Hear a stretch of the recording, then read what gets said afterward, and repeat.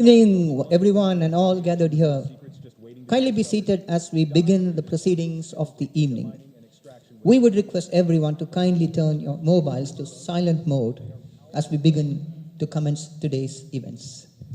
Good evening, ladies and gentlemen, one more time. Welcome to the 11th edition of GMCV 2030, Global Manufacturing Cluster Vision 2030, 20th edition of InTech. And what a wonderful work for CODISSIA.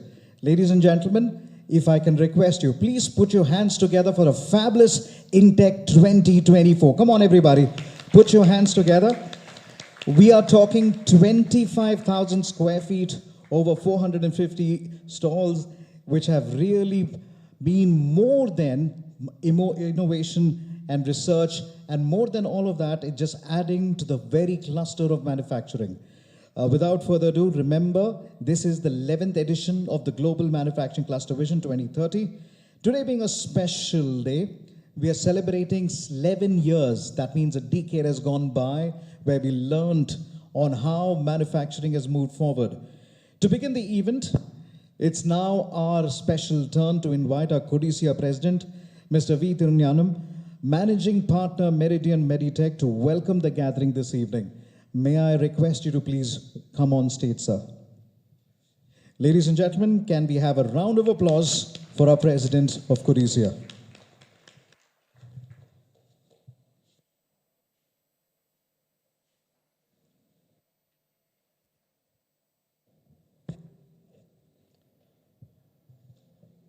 Good evening to all of you. On behalf of the office bearers, Executive Committee, and members of CODISSIA, Chairman and Organizing Committee of InTech 2024, Managing Committee and Advisory Board members of GMCV 2030, it gives me a great pleasure in welcoming you all to this innovative 11th edition of Global Manufacturing Cluster Vision 2030. The theme of this 11th edition is Smart Manufacturing. It is my proud privilege and honor to welcome our chief guests of honor, and industry heads who have agreed to be the resource persons for this one-of-a-kind conclave. I also extend my warm welcome to delegates who have turned in large numbers. GMCV 2030 embodies the spirit of initiative, endeavor, and enterprise, which is very similar to the leadership skill exhibited by our speakers of today evening, who have made the industry proud. The manufacturing industry is set to change significantly over the next 5 to 10 years. There will be a significant shift from manufacturing in one country, single location, to many country, many locations, as companies seek to localize production. The large labor cost differentials that proved so attractive in encouraging companies from developed nations to shift or outsource manufacturing to emerging economies would have eroded. Manufacturing will have moved away from mass production towards greater specialization as companies seek to find more profitable ground to higher up the supply chain. There will be significant amount of new opportunities for small and mid-sized manufacturers. Will Indian SMEs able to seize the opportunity? We at CODISSIA propose a new framework thinking about the future of Indian manufacturing and of this region in particular. With careful planning and preparation, Indian manufacturers can position themselves for competitive advantage. We must utilize the resources to become competitive in new environment. Start with broadening mindsets towards equipment innovations and then optimize those opportunities as they appear that greatly increases the production floor's competitive value via equipment's speed, accuracy, and flexibility. The increasingly competitive nature of this century economy is forcing manufacturers to pursue more growth opportunities to survive. One such opportunity is international markets. I can assure that the proceedings of this conclave would enrich you. I once again welcome you all to this GMCV 2030 and wishing you all an interesting and knowledgeable evening. Thank you very much. Thank you very, very much, sir. We do where we're taking a tough market competition, moving from market slowdown to market lockdown, and today working and doing business in sanction-filled markets. It's been a challenge, and the entire crux really comes in. Well, we will still go back to supporting MSMEs and the cluster for smart manufacturing. Is a symbol of brightness and prosperity, as sunlight expels the darkness of night. Similarly, blessings bring in our life prosperity and happiness. As we seek the choicest blessings this evening, we now request the dignitaries to come forward for the auspicious lighting the lamp ceremony. We invite Sri Kishore Jayaraman, Srimati Subhadra Mail Swami, Sri Satya Seelan, Sri Balasubramanian, and Sri Tirumalai Kumar to grace the occasion by lighting the lamp. We also request the President and Secretary of CODISSIA, Chairman and Vice Chairman of INTEC 20 to join the guests.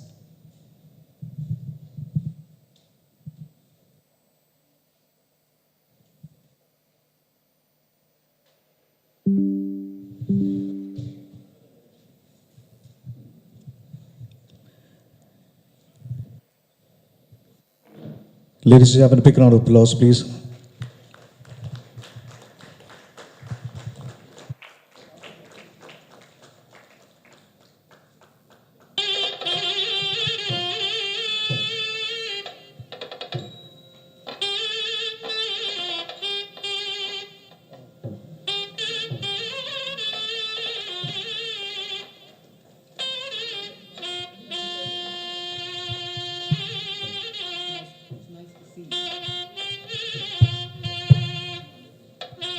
To see the evening brightening up as our distinguished dignitaries are lighting the lamp.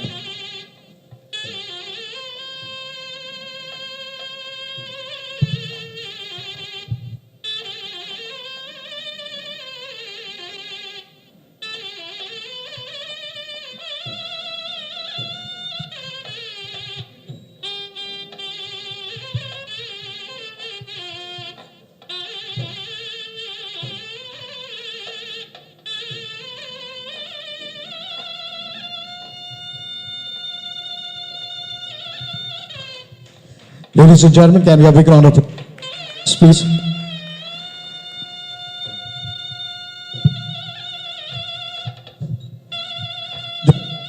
This is actually called perfect timing.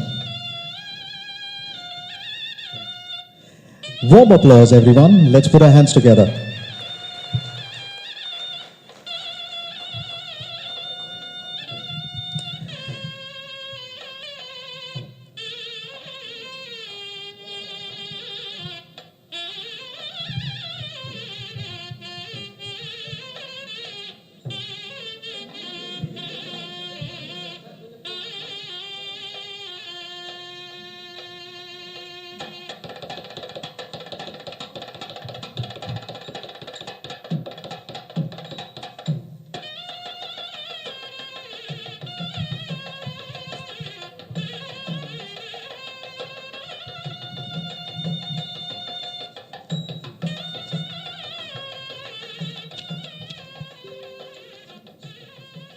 Thank you all dignitaries for starting this on an auspicious note.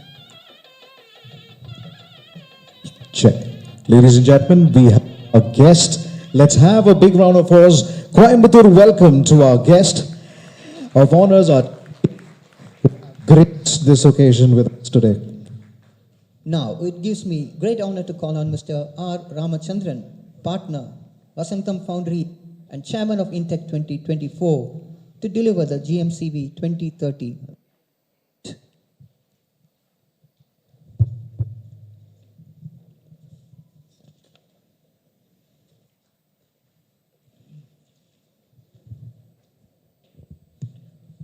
Honorable Chief Guest,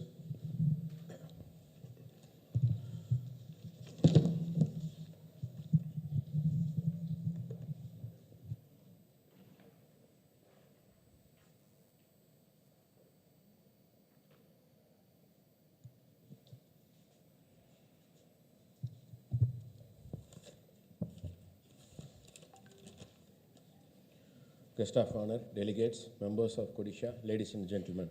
Looking at the stalls at Intech, we are truly amazed to see the progress we have made with our flagship exhibition. The first Intech happened in PSG grounds way back in 1988. Today, the scale has changed over to 25,000 square meter of real manufacturing space exhibits. Today, we have over 495 exhibits in the current Intech 2024. This is the successful 20th edition, now serves as a window to showcase the latest technology, increase business potentials, introduction of new products to the market, and many more. Intech is now a landmark fair in the country, and big credit goes to the CODISSIANS and its partners for its success. At this juncture, we are thankful to Texas Venture for putting together GMCV 2030. This conference, organized during Intech, acts as a knowledge-sharing platform and lays the future roadmap for the CEOs of Indian manufacturing industry. CODISSIA partnership with the Texas Ventures will always be cherished, and this will fathom new progress in our engagement with CEO of leading manufacturing companies. We want MSME and SME to innovate, and that's the moral fabric of having these large-scale engagements. Innovation is the big catalyst for the growth and success of your business. If you innovate, you adapt and grow in the marketplace. What we learned over the years is that successful innovation should be an inbuilt part of your business strategy. Along with GMCV 2030, let's build a culture of innovation and lead the way of innovative thinking and creative problem solving. We can make it, but if you're going to get there, we need to start now. We now want to hear your views on the issues and any others which you consider to be crucial for the long-term competitiveness for Indian manufacturing and what should be done to tackle them. Today's forum will provide the manufacturing community challenges, opportunities, and requirements of next generation products and systems. Welcome to GMCV 2030, 11th edition. Have a great evening, ladies and gentlemen. Thank you. Thank you very, very much, sir. It's those vision that inspires us, those milestones that really takes us forward. Today we were talking about, one more time, 25,000 square meters, 495 exhibits. Now that's the... To welcome the GMCV 2030 guest of honor.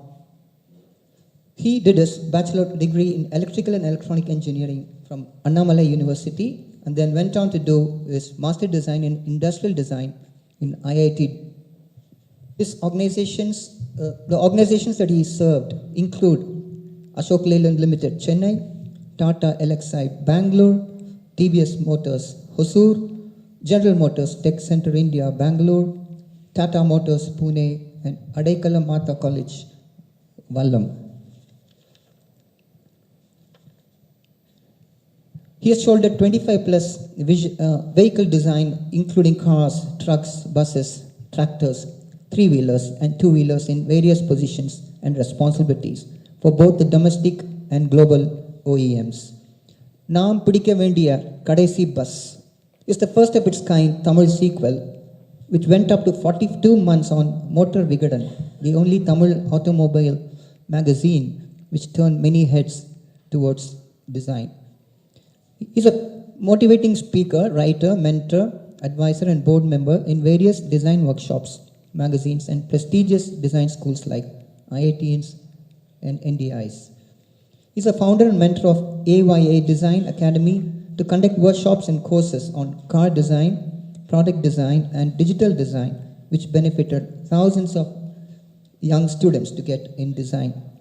On his personal side, he's also a passionate watercolor artist inspired by Mother Nature and exploring leaves and flowers, frequently exhibiting solo, group, and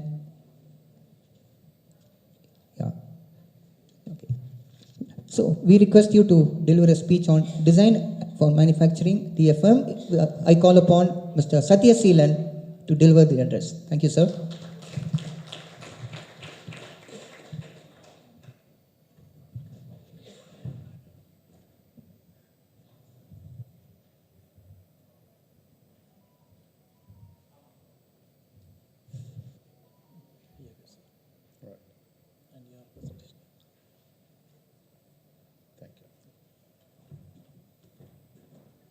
Shall I go now?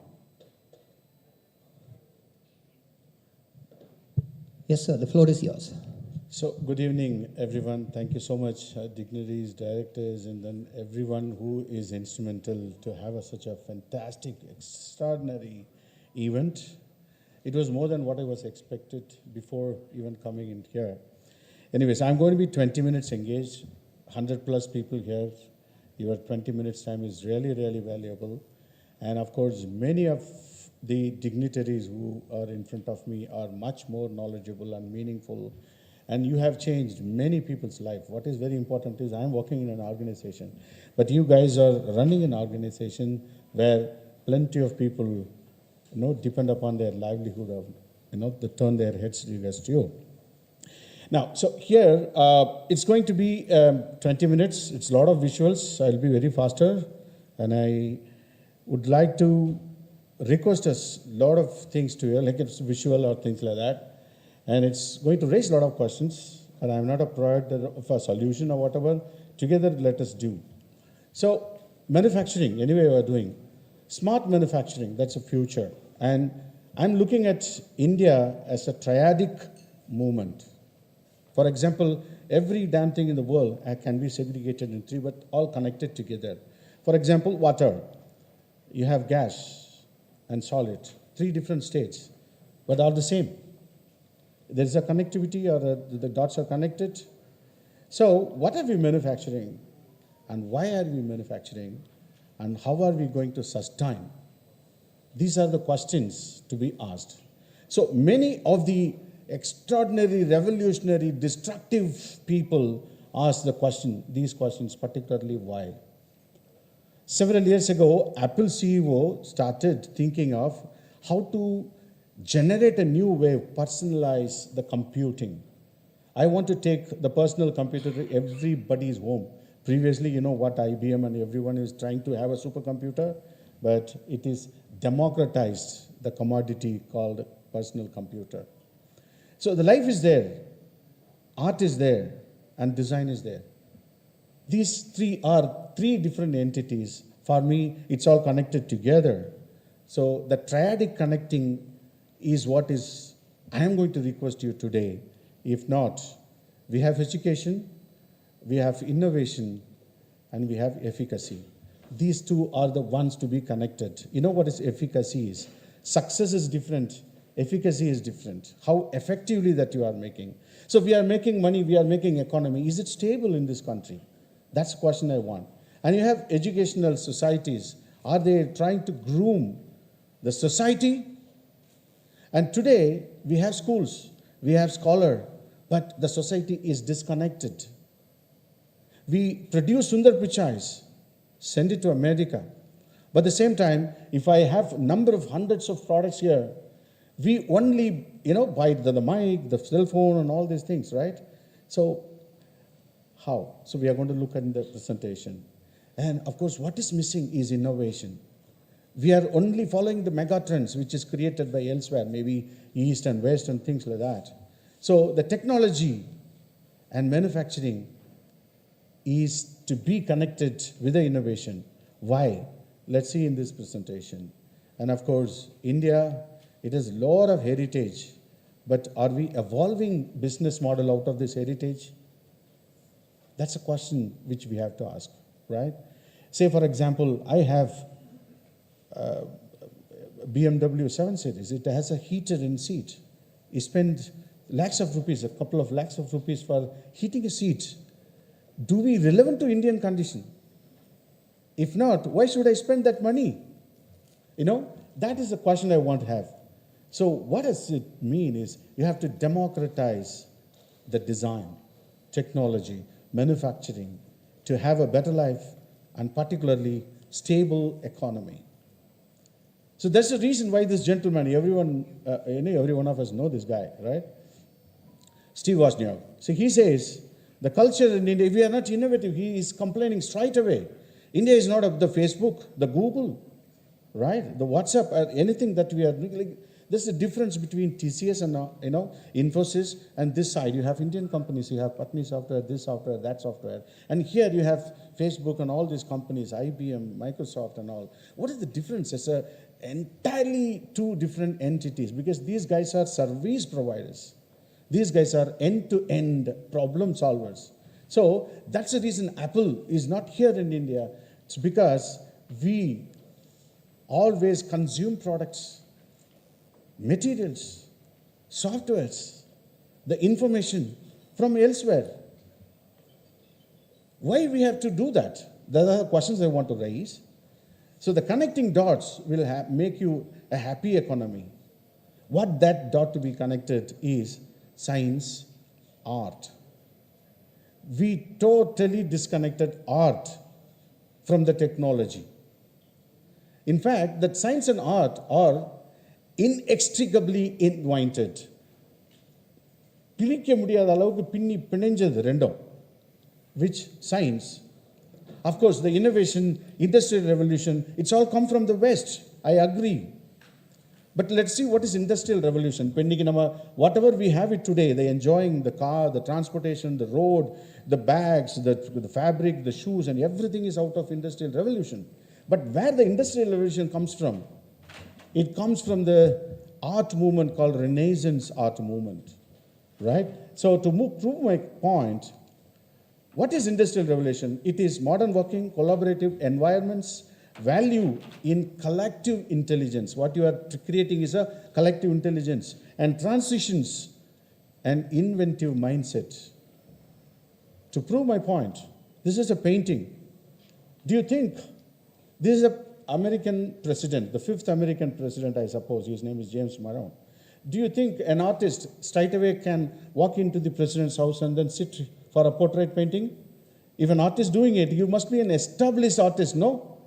His name is Samuel Morse, who is the one who invented the Morse code, which you are using in your C programming or whatever computer algorithm today. The Morse code comes from Samuel Morse. If you type Samuel Morse in Google, it will say he's a painter, right? So what is the connectivity between a painter and a Morse code? That question I want to ask. Long year ago, this watercolor painting is done by a small girl, 16 years old girl, during her menstruation or whatever nature's call in the garden. She started painting whatever in front of her in watercolor. There was leaf, there was eggs, there was worm, and suddenly it has become a cocoon. The cocoon finally gave birth to a butterfly. She was excited. She documented all these things. Her name is Maria Sibylla Marian. She was the first one to discover the life cycle of the butterfly. When she was explaining it to his mother and father, they were, before that, the whole world was believing butterfly was born as a small butterfly with all these wings and flying.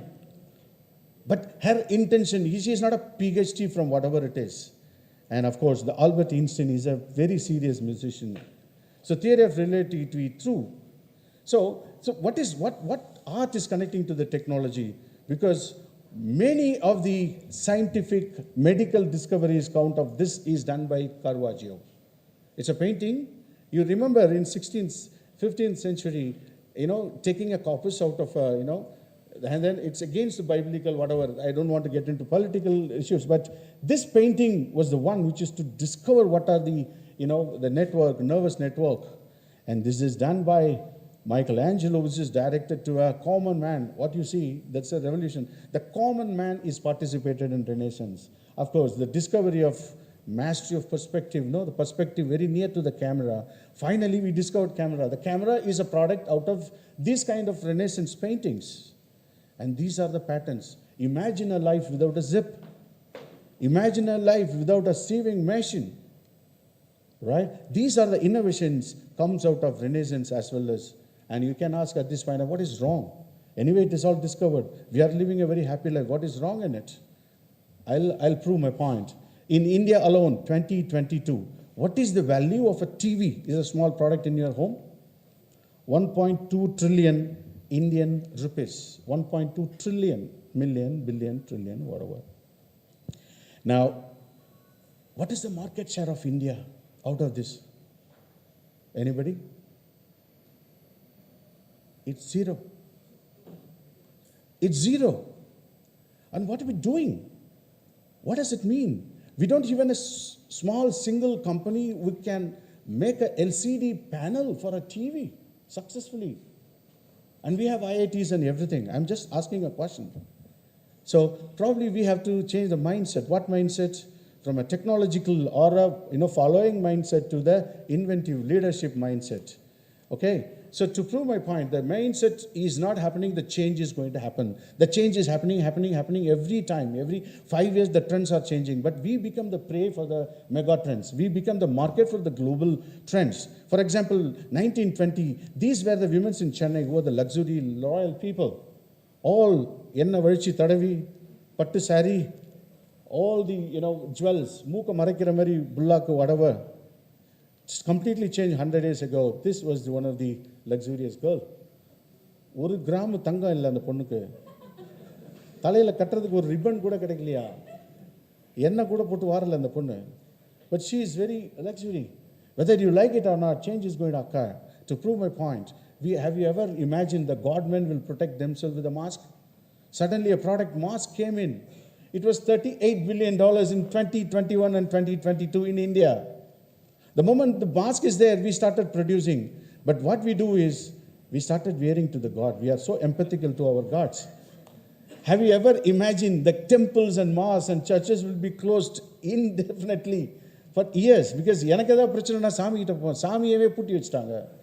but the thing is, the amount of revenue that created is there. So that's the reason why I'm saying creativity, innovation, new products, that is what going to keep a stable economy. If I buy an iPhone, 70% of that money, that goes to America, please. So I can't say it's a but it's not 100 against 0. It can be okay for Sri Lanka. It's okay for Singapore, which is a small city, is the country. But we have thousands of kilometers together because we don't want connecting dots. We never ever imagine one day a phone will become a camera. So these were the most effective cameras today. They have 3 lenses. It's a combination of 3 sensors, mirrorless innovation. So innovation is much, much better than imitation. For you to, once again, there is a research paper on South Korea and Samsung in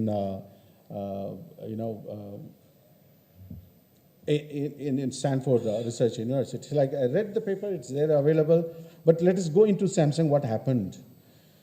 In 1994, the Samsung decided to design. Why? Because before that, they were following the Japanese trends. If they make a, Walkman, they will make 100 into 200, 200 into 1,000, 1,000 to 1 trillion. This is what the business model. So you have the trend, copy that model, make your own Walkman, tape recorders, whatever electronics. But 1994, the president, the owner of that company, Mr. Hu, wanted to decide to become number 1 in 2020. Number 1 consumer electronics company in the world. For that, he consulted what to do. Someone from Royal College of Arts, RCA, London, says that you guys have to design. You have to import design. Meaning what? You have to invent new things, So he had 2 options, either to retire professors, retire designers from London and America to import them to Korea and then make them to design, or develop their own designers. He opted to develop his own designers. He started a small design and art institute, which is called Samsung Art and Design Institute, SADI. You can see that. It was started in the premises of the company. Even if you are a senior vice president, you have to undergo in the second half a diploma in design, right? So when they returned back, they started innovating. It's a big story. So this was done. It's kept in the museum by Samsung in 2004. Everyone knows this. It's a foldable. It comes from the user's experience.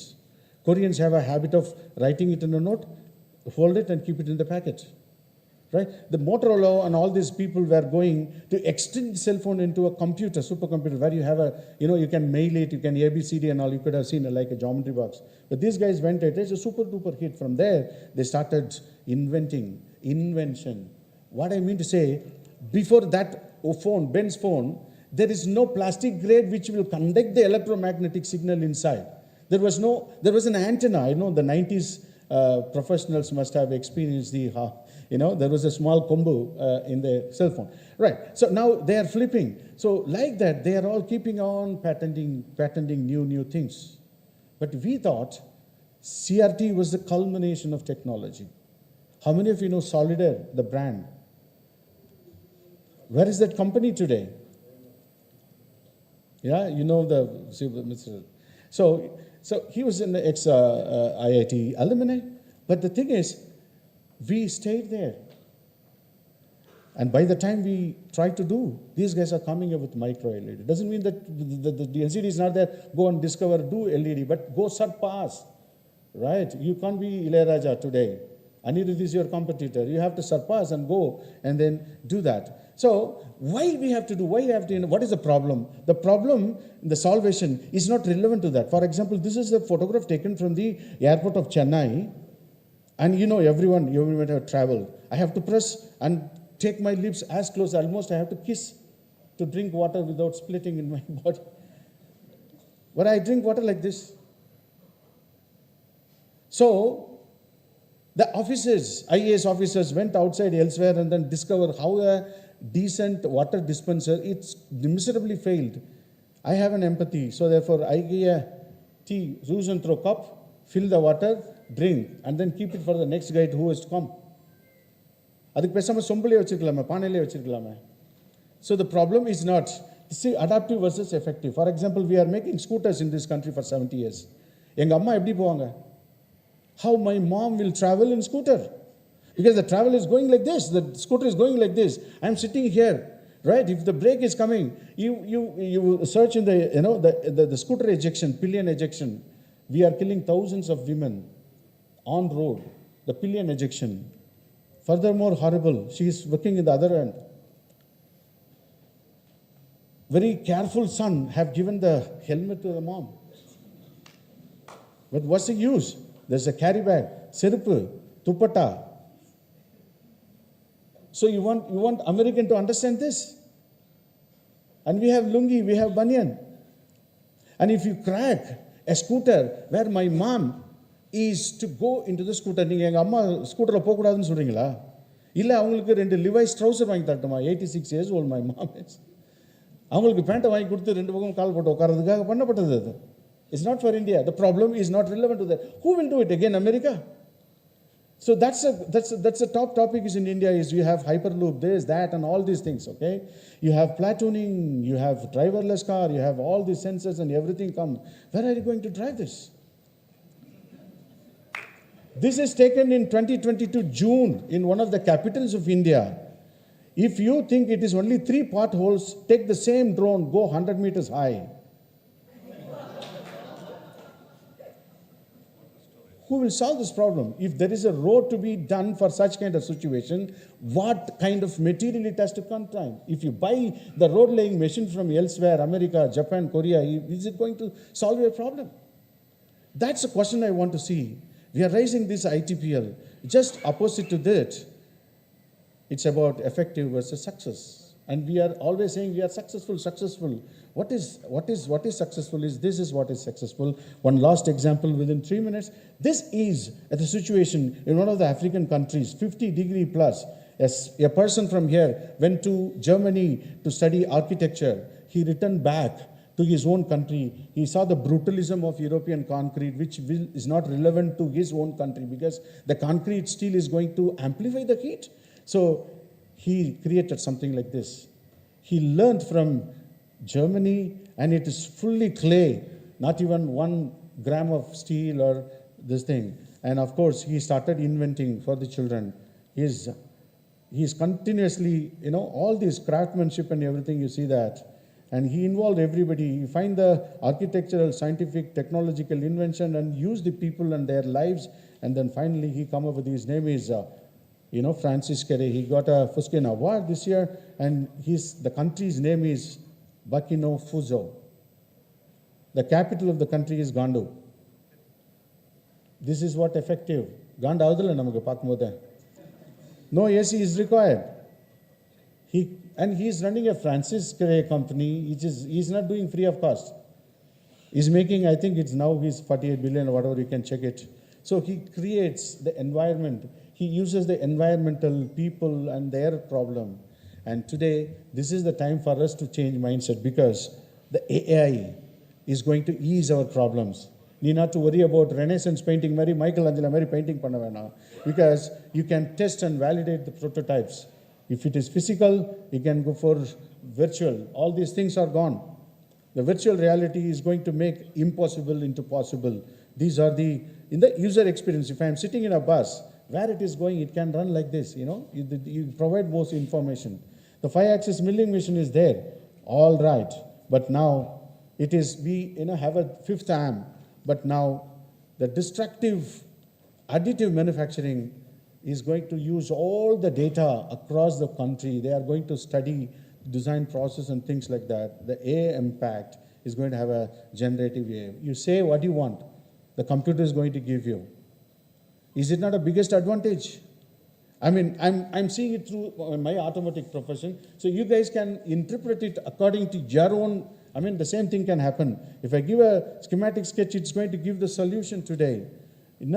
It's going to be modular, sustainable. See, all these things have the same skateboard. You have a personal car, and delivery van and a truck, and everything is going to be there.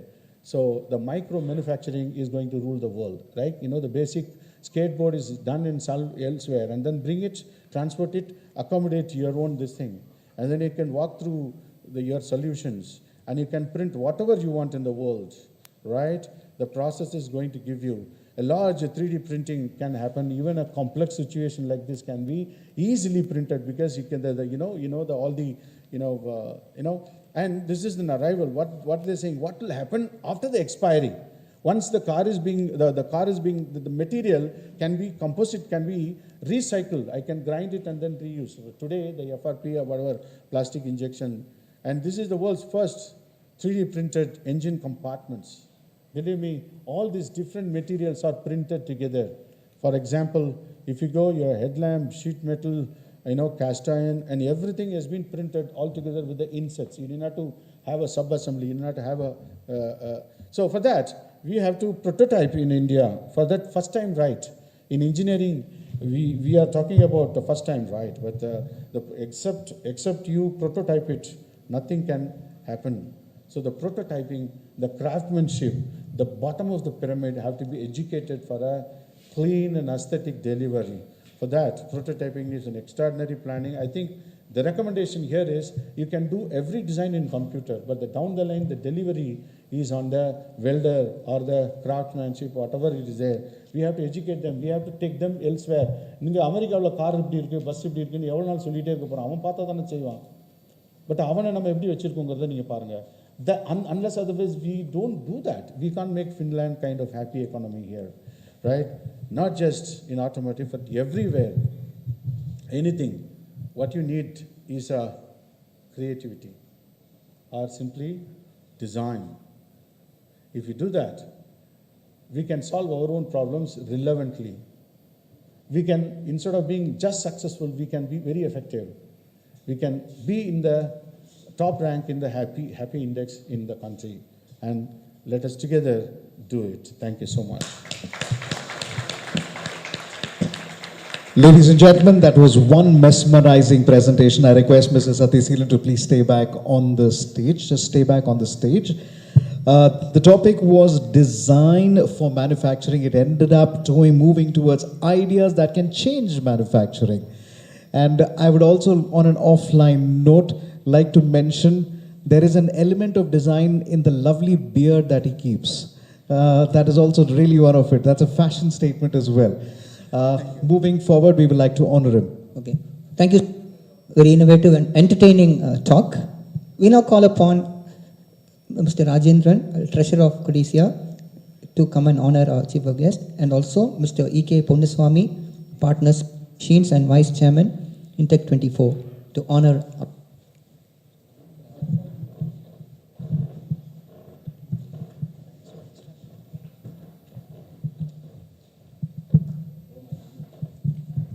I request our treasurer to give me a guardian. And Mr. Ponnaswamy will honor our guest of honor with a memento.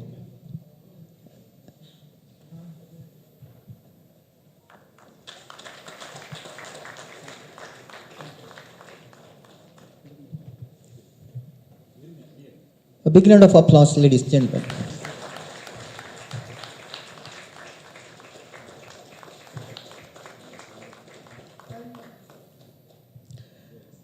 Ladies and gentlemen, this is the 11th edition of the MCV 2030. That is Global Manufacturing Cluster Vision 2030. It's been 10 years that we've lived through every part of the program, and we are ever grateful to Intech and CODISSIA for the wonderful support that we've received.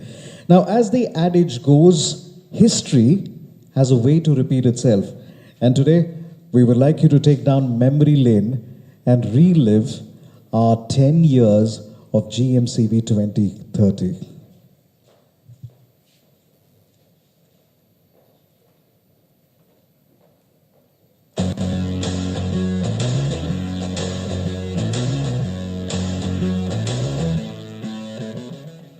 Texas Ventures has successfully completed 10 editions of the GMCV 2030 Global Manufacturing Cluster Vision 2030 Conference. This milestone event continues to be a premier platform where leaders from Indian manufacturing industries converge to discuss and address diverse issues within the sector. Hosted amidst South India's largest engineering exposition, Intech and organized by the renowned Entrepreneur Association CODISSIA, the conference reflects the dynamic growth and innovation of the region. Over the years, Texas Ventures has collaborated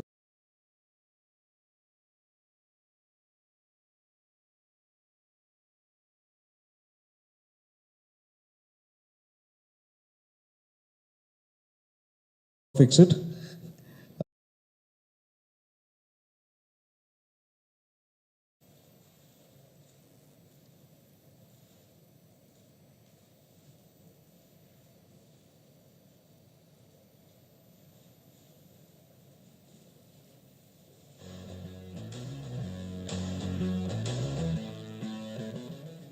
Texas Venture.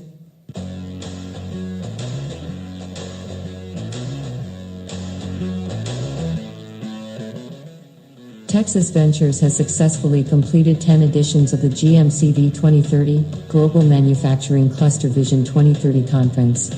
This milestone event continues to be a premier platform where leaders from Indian manufacturing industries converge to discuss and address diverse issues within the sector. Hosted amidst South India's largest engineering exposition, Intech and organized by the renowned Entrepreneur Association CODISSIA, the conference reflects the dynamic growth and innovation of the region. Over the years, Texas Ventures has collaborated with CODISSIA to ensure the conference delivers insightful discussions and strategic solutions, contributing significantly to the development of one of the most successful industrial belts in the country. GMCV 2030 underscores the spirit of Coimbatore, the Manchester of South India, recognized as the nation's second-largest auto component manufacturing hub. Intech, in partnership with Texas Ventures as its knowledge and research partner, remains committed to bringing top-tier speakers and audiences together, fostering an environment where industry leaders can openly share their concerns and collaboratively shape the future of manufacturing in India.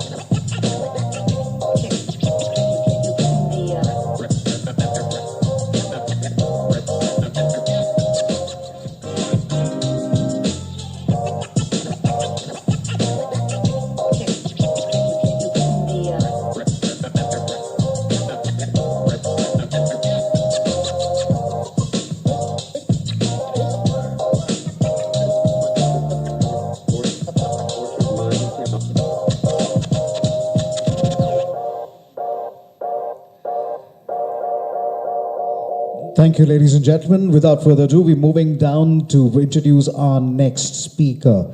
We're indeed very, very happy to have with us Mr. Balasubramanian. The outstanding businessman was born in Palladam and completed his mechanical engineering in 1969 at the famous Nachamudhu Polytechnic College, Pollachi. In 1974, he started his own industry in Chennai and is today the chairman of the Precision Group of Companies. The first company, Precision Equipment Chennai Private Limited, is ranked as one of the top 10 companies in India manufacturing, supplying heat exchangers for refineries, petrochemicals and fertilizers in India and abroad. The second company, Precision Machine and Auto Components Private Limited, is known for high precision making. It employs around 700 employees with 30% of its turnover coming through exports. It has won the Best MSME Award from the government of Tamil Nadu. In addition, he is the executive president of VanaMindiaFoundation.org and the managing director of Global Coconut Farmer Producing Company Limited, Palladam. He is currently the president of Tamil Nadu Chamber of Nippon India Trade and Industry. He has innumerable awards under his belt. They include the following: Outstanding Industries Award from our beloved former President APJ Abdul Kalam in the year 2006. Kongo Kulukavalan from Malaysian Kongo Association in 2010. Lifetime Achievement Award from Dr. Mahalingam College of Engineering and Technology 2017. Lifetime Achievement Award from Savita University, Chennai in 2018. He's also an author, having authored 3 books on the 5S Japanese principle. He's also a certified auditor for 5S and Kaizen technique implementations.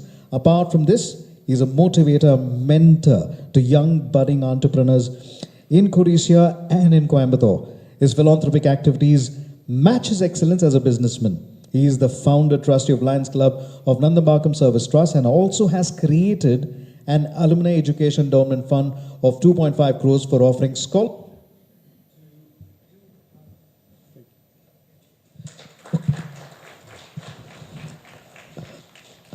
It's over to you, sir. Thank you very much for the nice introduction. Good evening to all. அனைவருக்கும் இனிய மாலை வணக்கம். சத்யசீலன் ஒரு பெரிய வேற பாணி ஒரு சப்ஜெக்டை பேசிட்டு உட்கார்ந்துட்டு இருக்காரு. நான் ஒரு டிஃபரண்ட் சப்ஜெக்டை பேச போகிறேன் உங்கள்கிட்ட.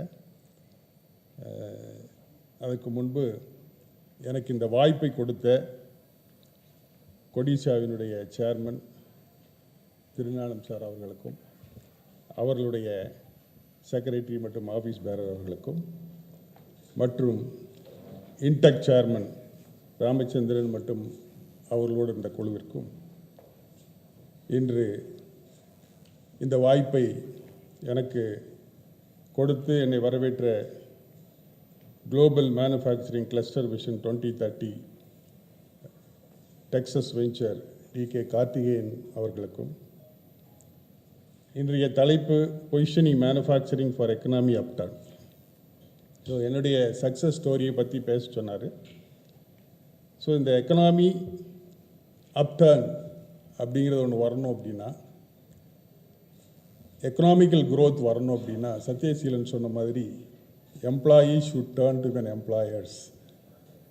அப்போ தான் உங்களுக்கு அந்த மல்டி ஃபோல்ட்ஸில் வரும். ஸோ அந்த மாதிரி ஒரு மாற்றத்தை கொண்டு வரணும்னு நான் ஆரம்பிக்கலை.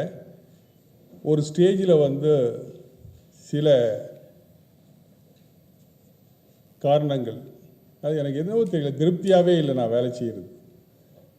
காரணம் நான் வேலை செஞ்ச இடத்துல எல்லாரும் எனக்கு சரியான ஆப்பர்ச்சுனிட்டி கொடுக்கவே இல்லை.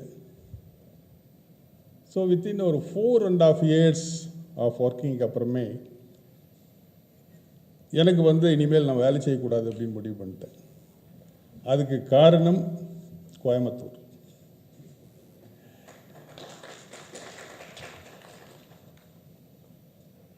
கோயம்புத்தூரில் உங்களுக்கு தெரியும் ஆர்கே நவஇந்தியா கடைசியாக நான் வேலை செஞ்ச இடம்.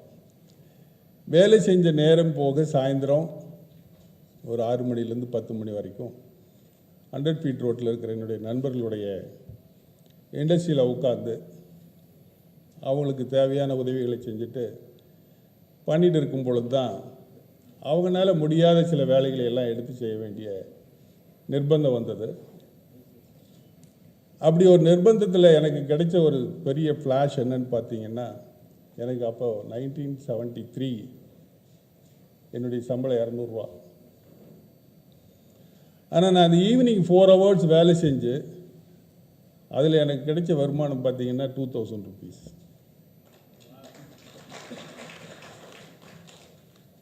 So that is a spark. அப்போ வந்து நான் முடிவு பண்ண தைரியமாக நம்ம வேலையை விட்டுடலாம். அடுத்த வேலை கிடைக்கும்னா தானே நமக்கு பயம், நம்ம வேலைக்கே போக போகிறதில்லை. But at the same time இன்னொரு ப்ராப்ளம் என்னென்னா, சொந்தமாக தொழில் செய்யறதுக்கு உங்கள்கிட்ட என்ன இருக்குது? ஸோ என்கிட்ட இருந்தது ஒன்றுமே இல்லைங்கிற ஒரே ஒரு சொத்து தான். ஸோ ஒன்றுமே இல்லாத ஒரு ஆள் வந்து எப்படி ஒரு தொழிலதிபராக வர முடியும் அப்படிங்கிறது எனக்கு இருக்கிற தன்னம்பிக்கை.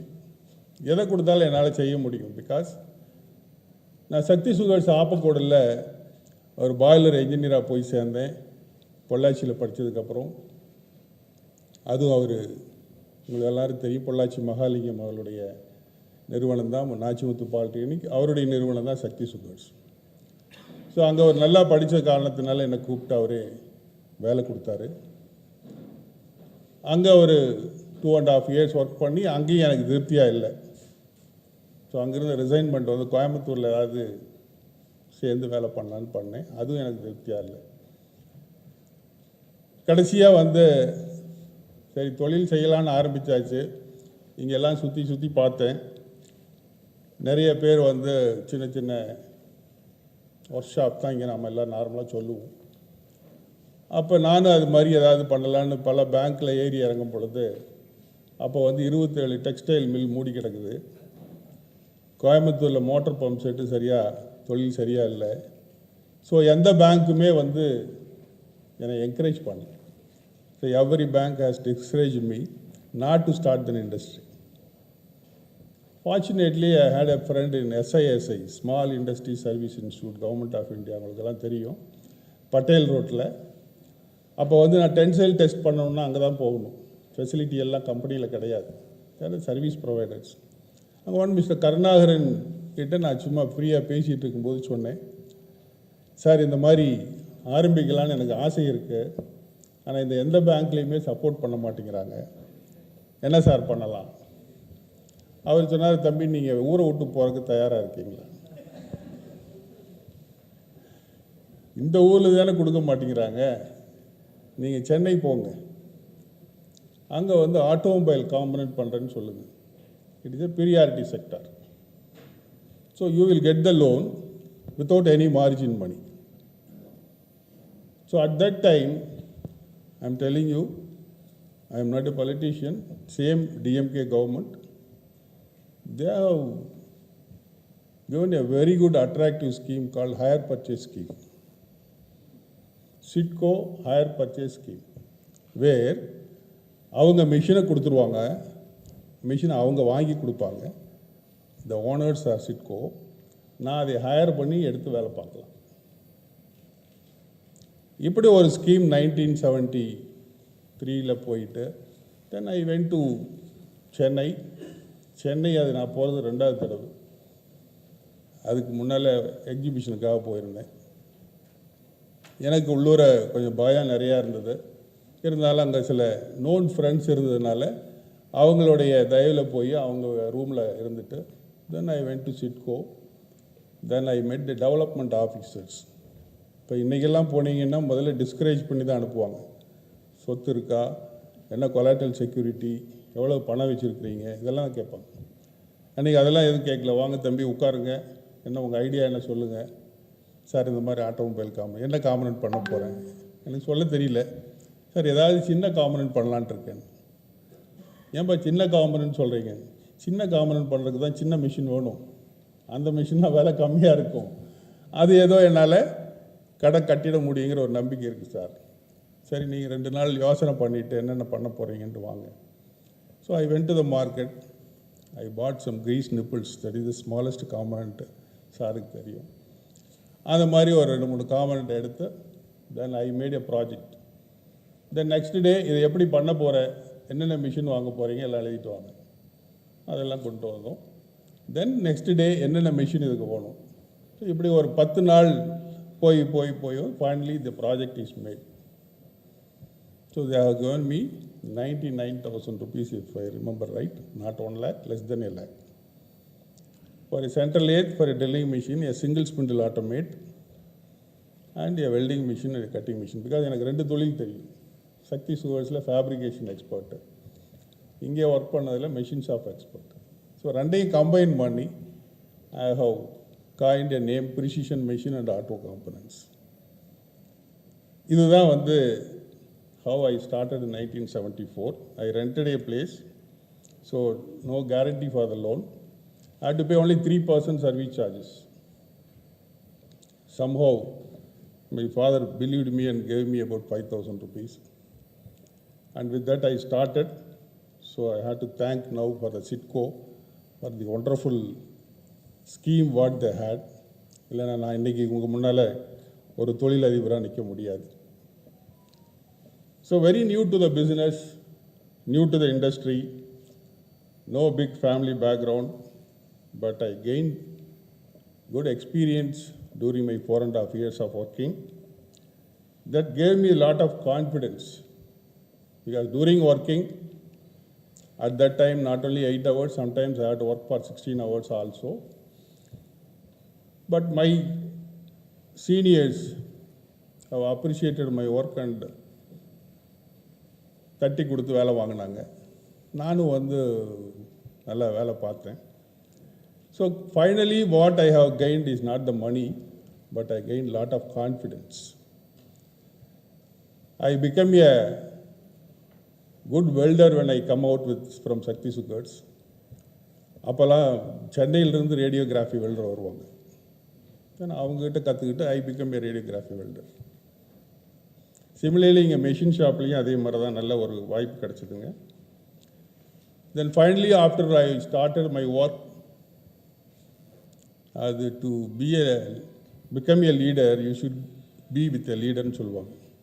ஒரு முதல்வனாக இருக்கணும்னா ஒரு முதல்வனோடு இரு அப்படிங்குவாங்க. அது மாதிரி ஃபார்ச்சுனேட்லி நான் எல்என்டி குரூப் ஆஃப் கம்பெனிக்கு பக்கத்தில் இருந்தேன், about 1.5 kilometers from LNT. So I went inside just like that. I explained and they have given me some opportunity. Then I proved it. Then it is called Atco Valves. It's an LNT group of company. So I started making, because I have only small machines. So I started making from 1/2 inch valve, many parts for the valve. And finally after 10 years, I started making valves up to 60 inches. So from 1/2 inch to 60 inches, you can imagine. I keep on expanding my capacity. I have no visiting card, really I'm telling you, because it is not required. I'm only working for one company. So everybody, the security itself knows me, okay, ponga. Right from the GM to the security, I know everybody, because at that time Atco Valve is about 30 crore company. When they grown up to 3,000 crore company, I have also grown as a 300 crore company. I grown with them. 25 years. Continuously I have been working with their R&D. Whatever new valves come, they will give it to me, I will develop it. There is no cost for me. They want, you have to prove the valve. So till proved, I will not give the quote. If it fails, I will give a replacement. Once it is proved, I will give 3 times quotation. They will also agree, because it is a development. Then when it comes for the production, then lot of challenges will come. The other people cannot make. So certain critical component like ball valve. So there is a very criticality is there, where ball has to rotate in center, body should also be in the same center, otherwise it will lock. So I have developed lot of jigs fixtures for that, SPMs. Finally, that particular item, I was the only supplier for them for about 10 years. After that, lot of changes has come. So what I have done in my career is, I keep on closely interacting with the customers. I could understand the requirement. Then I can start giving them the solutions. Even one particular day, they are making a 48 inches wall, it's a high pressure, about 100 kg or 150 kg per centimeter square. They couldn't test it. They have made a very huge test picture. Then finally that general manager called me, Balu, my fellows are struggling for the last 1 week. They are not able to do the hydro test. Can you do something? Then he asked the senior manager there. He told me, do not spoil Balu's mind. You keep quiet. Let him explore and let him come back with a solution. So I have studied the whole thing and I have made a lot of changes in the fixture. And finally, it went through. It is the export wall. They had to export it within a week's time. So I worked about 3-4 days, day and night. And finally, we have tested it. So then I asked the manager, sir, what is the rate I had to charge for that? He said, it is your charge. Whereas today the wall is packed because of you, not by my engineers. Because whatever calculation they have done, I got my own practical calculation. So I have strengthened the end plates and finally it got through. So like this, lot of customer requirements I can able to solve. So customer is giving back me more orders because they have the confidence. Whenever critical components come, they will call me. So now even in Chennai, our company is known for machining critical component. So we have now, I started with a center lathe. Today we have about 60 plus CNC machines, horizontal boring and vertical boring. And because I have traveled with the leader of the industry, I can able to learn a lot of systems in production, in quality, in management, everything. Whenever an overseas customer comes for L&T, they used to bring them to my factory to show that the product is manufactured here only. So to that level, I have also brought the system there for zero rejection. You know well, larger valves made of stainless steel or alloy steel, costing about few crores of rupees, they make only one valve. So there is no rejection allowance. So with their technology and with our own involvement and creativity, we have made a system in our factory how to make even one piece with zero defect. So that quality system made our company become a reliable company to make any critical valves. Even today, the world leaders of the valves are coming to us. Even they buy castings from Coimbatore, but they come for machining to our factory. So we had a tripod agreement with the customer, with the foundry and machine shop. So this is how my journey started. So my major success is I traveled with a larger company, learned from them. I have also created a lot of development, continuous improvement. So I believe on continuous improvement, continuous process improvement, and at the same time, how I had to scale up the business. So there also, with some finance advisors, what I have done, 1/3 of my profit I plow back in the business. 1/3 of my profit I will invest on lands. 1/3 of my profit only I can take my personal thing. That is a formula I have started giving. That formula really works well because that is the information I want to give you to all the entrepreneurs. Please invest portion of your money on lands.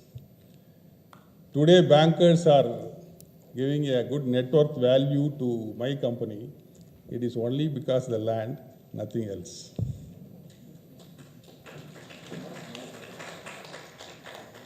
Because all my machines got depreciated or we have sold, and whatever the machines I have, they have put on the depreciated value.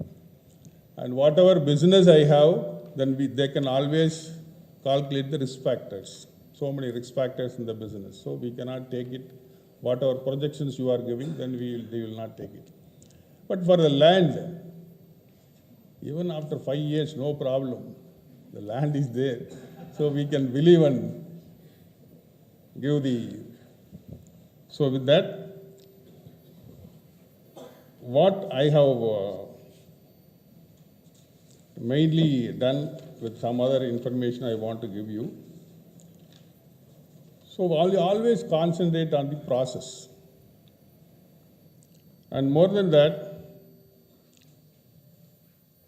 the complete process when I am concentrating, keep on increasing the productivity, keep on increasing the rejection. So one such certification is the Engineers India Limited, who are the authority in India for refinery and petrochemicals. So they are having a big office in Delhi where 15,000 engineers are sitting, working on designs of the plant. So with them, traveling is a very tough job, but I keep moving with them for 15 years to get approved. Not 1 day or 2 days, 15 years. Because they couldn't believe me, because again, supplying to a refinery is a big task and very big risk. Because if one equipment is my equipment in the middle, the another 5,000 crore equipment will be on the upstream and another 5,000 crore will be in the downstream. If my equipment fails, the entire plant fails. So again, our challenge there is making a zero defect equipment with 18 months warranty. It's a very tough job. Any welding should not fail, even a bolt should not fail. So for all these things, every equipment is made with third-party inspection. That's what the customer requirement. Right from the raw material, procuring a bolt and nut, tubes, again flanges, gaskets, everything goes under severe inspection standards. And finally, you know about Bureau Veritas, you know about lights inspection, TUV, TNV. There are so many international agencies are there. All are, my factory is approved by them. Any customer wants, they have to select the third-party inspection agency and they will put the order.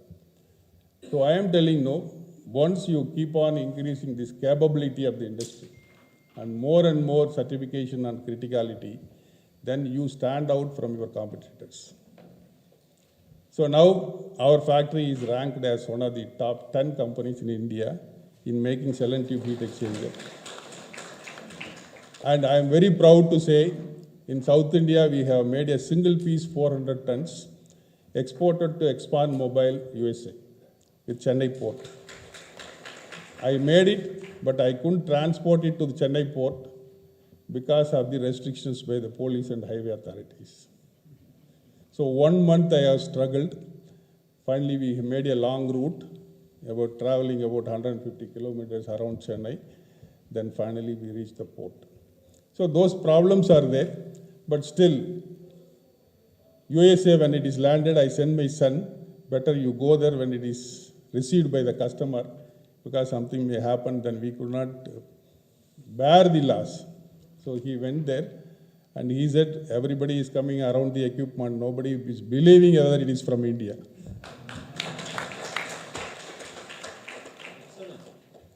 So that was my experience. So qualifying your business is the critical area. And keep on improving, and costing also, better price, better margin. So keep growing. So how I have grown from small to big is, this is my story. And one thing I want to tell you, this is not a very easy journey, it's a very tough journey. There are a lot of failures. The biggest fall I had is in 2015 flood, Chennai flood. One of my factories is completely submerged with 17 feet of water near Adaya River. Friends, I want to tell you here, all industrialists, now we keep on investing on modern machines, higher the cost, more risk. The mitigating the risk is only insurance. So please take adequate insurance for your machines, for your property. Because it is God's grace, just 1 year before the flood, my CNC machine, a PCB board was fired, and I asked the insurance agent, that cost about 15 lakhs of rupees imported from Japan. Casually, I am asking my insurance agent, if the whole machine gets fired, then what you will do? The breakdown insurance will not cover for the full machine. Then what is the alternative? He said 10% extra you pay, there is another class, reinstate class. So that I have done in 2014. Because of that, I have able to stand before you today.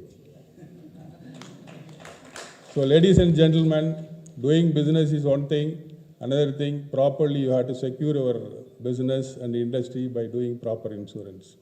Because of that insurance, I got all the machines, new machines, reinstate.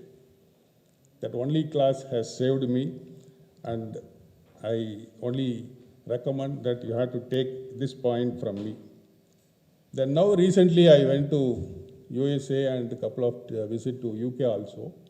So I want to share my experience. Again, our export is growing. The simple reason, the manufacturing activity is slowing down in USA and Europe because of the cost of manufacturing. The cost of machine is same for them, for us also. The power cost also not too much. Where the cost is the labor. So in UK, for a normal labor, they take 15 pounds per hour. So 12,000 rupees per day is the labor in UK, what they are paying for a CNC operator. And you can imagine how much we are paying. So 4 days salary, if we pay, the fellow will be more than happy. So here we can able to compete the overseas market, because whatever saving you are doing it, that should be offsetted for the logistic cost. So even then, you are cheaper. So my experience in the last 5 years, previously we used to get appointment USA, UK, wherever we go, they will give and they will say weekend, all those things, so many problems. But now the total scenario is changed. I met an MD of the company on a Saturday. Not in his office, he said, you have to come to the hotel. They are ready to come and discuss. I said, I have no time, I am flying back to Sunday. He said, no problem, I will come on Saturday. So that is a scenario changing in the overseas. There is a good export market where our industries can easily venture into. The other plus point is Indian economy itself is going to take a huge leap for the next 10 years, that is there. But here again, in the export also, we have to concentrate. So that point also I want to give you. Then, sir, how many minutes, sir? So we can keep listening to you, sir. So thank you very much. So next small hint I want to give you is the cash flow. So inventory management. So inventory management again is a major thing where we are focusing, because today the cost of finance is going up, and if you are not managing the inventory, if the customer is not taking delivery, you will be in soup. So no customer, now just in time everywhere, so no customer is ready to stock their material, so we give whatever they want, and we produce only against the delivery schedules, and we procure against the production plan. So this type of inventory management should be there in every process, because it differs from item to commodity, process to process. But it is a generic term I am telling you, inventory management is very much required. One example I want to tell you, Delta Walls in USA is my customer. They don't want to have any inventory. They want, when I want it, within 2 days you have to make arrangements. Believe me, we have opened a virtual warehouse in USA, near to their plant. We are keeping our stock there. There is an agency working for us. When the customer wants, we will raise the bill, we will send it there, he will pick it up from the warehouse and deliver. This is how the whole scenario is getting changed. If you are ready for this, yes, there is a lot of scope for you. So now, with that few words, I want to finally end up with my favorite subject, 5S and Kaizen. I have written 3 books on 5S in Tamil and 1 in English for our workers to understand. Because this 5S and Kaizen, about 20 years back, it is a topic only in the corporates. not on the SMEs. But today, unless you do this 5S and Kaizen in your own industry, you cannot survive. Because lot of advantages. So with that, it is to be practiced everywhere. Because unless there are a lot of advantages you can say, if you do the 5 years, the moment customer enter in your factory, he should get delighted. But he will not tell you, I am very happy with your show. But finally you have to deliver on time. Your price should be less. All those things are there. But one thing what he is carrying with him is the feel-good factor. The feel-good factor never comes out from the customer. You have to create that feel-good factor. So he visits 4 companies. So 4 companies are equally good. But with whose company he will place the order. So we are also putting petrol in various bunks. But we tend to go in a particular bunk. Why? So there is a service available. Immediately they are attending to. There is a quality. And free of cost, he is cleaning your windscreen also sometimes. So something, if you give free to the customer, will be happy. So these type of small things are very happy and very important in an industry to make the customer feel good.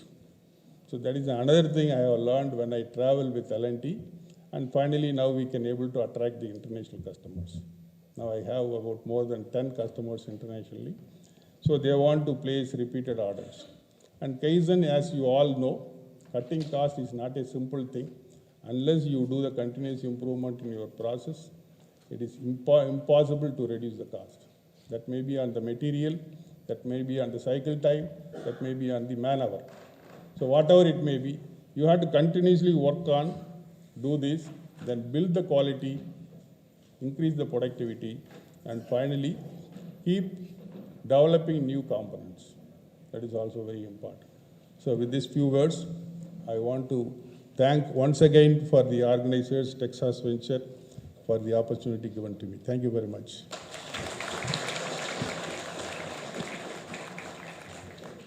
Check.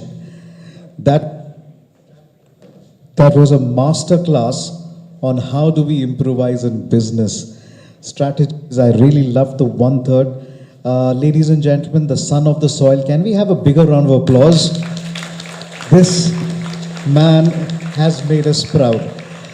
I now request, we need to honor you, sir. I now request Mr. Yuvraj, Joint Secretary CODISSIA, to please come forward. I also request Mr. Ramesh Babu, past President of CODISSIA, to please come forward. To honor a wonderful Mr. K. Balasubramaniam, Chairman, Precision Group of Companies. This is a special, a man starting down, and the son of the soil really putting it all together. Ladies and gentlemen, let's give him a big round of applause. Come on, everyone. Love the humility, love the 1/3 principle that he follows. At heart, still the love of the machines.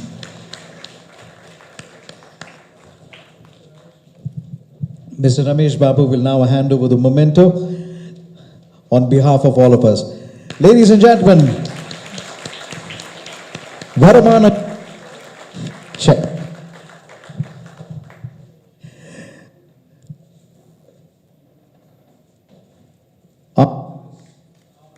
High voltage session.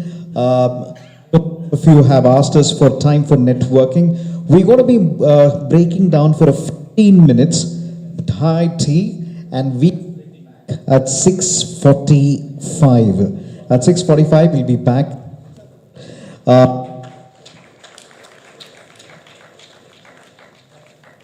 Special.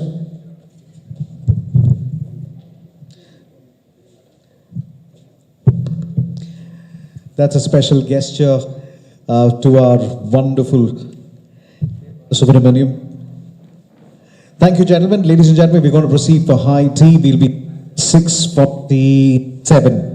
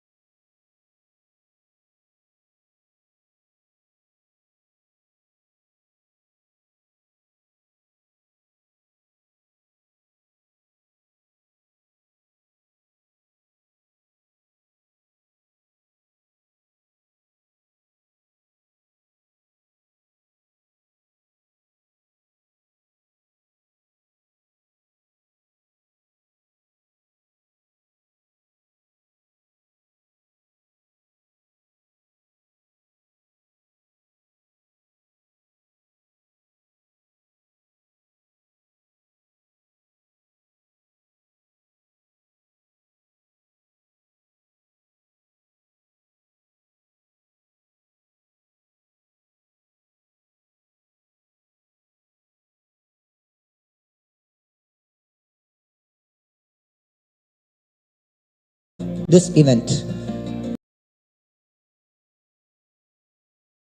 CV 2030, the official e-magazine partner, Industry 4.0.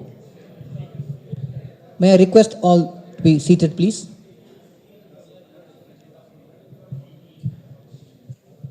I request those standing outside to please come in and take your seats.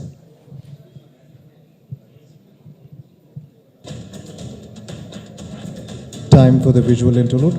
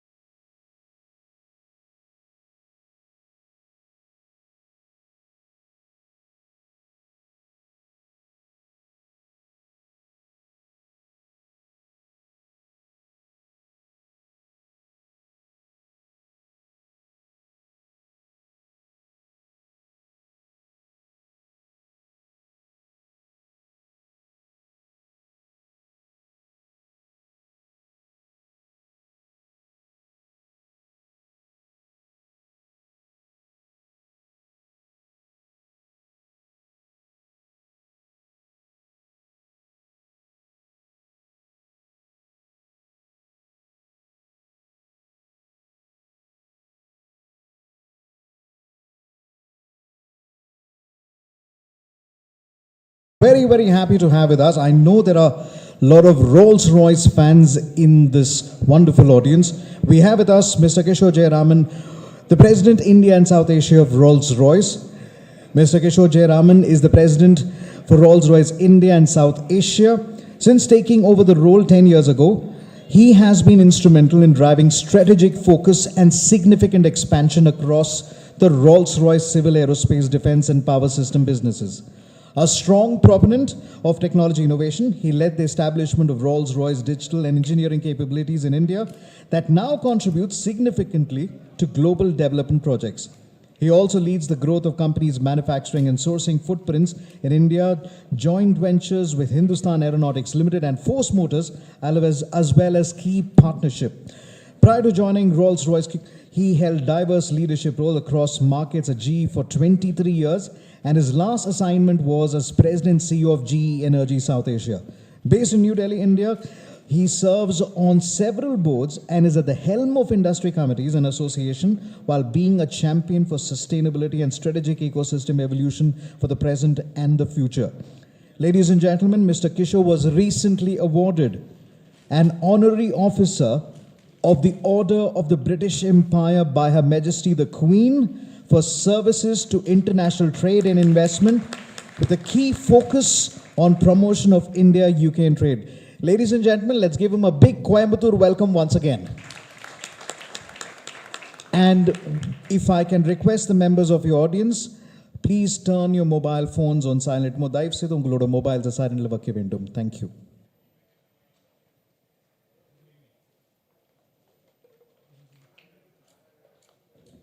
Okay, good evening. Sometimes it's very hard to get the basic technologies right. It's just like we always say, when the TV doesn't work, go check and see if it's plugged in. And I guess that's exactly what happened to me here. But look, it's always a pleasure. Vanakkam, Coimbatore. It's always a pleasure to be here. My father came to Coimbatore in 1970s. to participate in the Siruvani project, the water project for Coimbatore. And since then, he's worked with Mr. Ramsamy at Srivastava Real Estate. And so I have a long, probably 30-year association. I went to school here. And for me to come here, stand before you in Coimbatore, my privilege and honor. Thanks to CODISSIA. So my sincere thanks to CODISSIA and the organizers of INTEC. And, I was thinking about what is it I can speak. And then I heard the speech of Mr. Balasubramaniam about precision and his ascent, from absolutely a professional employment job all the way to the owner of a multi-million-dollar company. Well done, sir. It's my privilege to be here with you. Also, Mr. Satish Seelan's was a very interesting presentation that when I looked at it, I was trying to see where he was going with it. And at the end of which, I think he brought it together very nicely, how important design is to manufacturing. But then with smart manufacturing, I just wanted to say, let me talk about, firstly, when we talk manufacturing, I think in southern India, Coimbatore obviously comes to mind. Companies like LMW have been here for a very, very long time, and I've been associated with them for a very, very long time. And now you look at the MSME segment in Coimbatore, I was told, and you guys can correct me on this number if I'm wrong, is that there are almost about 200,000 MSMEs here in Coimbatore alone. That is incredible. It's a superpower for manufacturing. You have so many intelligent minds working it into manufacturing processes every single day. Coimbatore is the 5th largest city in southern India. You have engineering colleges. Last number I heard was 75 plus colleges, right? You have IT parks. You have exports. 1,25,000 crore worth of manufacturing, 30% of which, sir, to your 30% model, I think is about 45,000 crores are exports. So I think, Coimbatore in some ways has quietly grown. And the Coimbatore that I knew and the Coimbatore I know today, I think the only thing I will say is the culture is not lost, but it has caught up with the rest of the cities. But the advertising piece of things and what the capabilities are here and how much Coimbatore wants to portray itself out there still has some ways to go. I think we are very silent power, and I think we have to become a loud power, right? And I hear this loud power concept coming up because everywhere, when I go to North India, everybody is talking about their things in such, loud ways to promote themselves. But I find South India is quiet, and Tamilnadu, has been growing quietly. And we now at Rolls-Royce are also into Tamilnadu. So when I look at the facts, Coimbatore has a skill base, Coimbatore has the capability to produce the skills, Coimbatore has the capability to do manufacturing, Coimbatore has the ability to scale, and Coimbatore has the ability to sustain. Those are the facts. Now when I look at the figures, the exports have grown, the local manufacturing has grown, companies have the capabilities, and there is no shortage of ambition. So when you put the facts and figures together, then the only thing that comes to my mind is focus. Is the focus there? And I think the focus is there. The commitment to start something is always there. The consistency to maintain it is what is going to be absolutely essential. And it is not the consistency that is very essential. It is the ability to communicate that consistency is very essential. And for me, sir, and I think with precision as well, it has been a story where you had to constantly go. And for me, with Rolls-Royce, it's about promoting India. It's about promoting our capabilities in India. It's about making sure the Western world understands that India is no longer just a capacity and a cost play. India is anymore a capability and a value play. And I think that is what we need to do a lot more. And events like this, CODISSIA, INTEC, all these events help with that. I didn't know till today that CODISSIA was part of the Atal Innovation Scheme.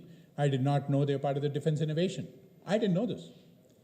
But my not knowing this doesn't mean the rest of the world didn't know it. But if my not knowing it also means the rest of the world didn't know this, we are in trouble. So I would suggest that I think we need to promote ourselves even more.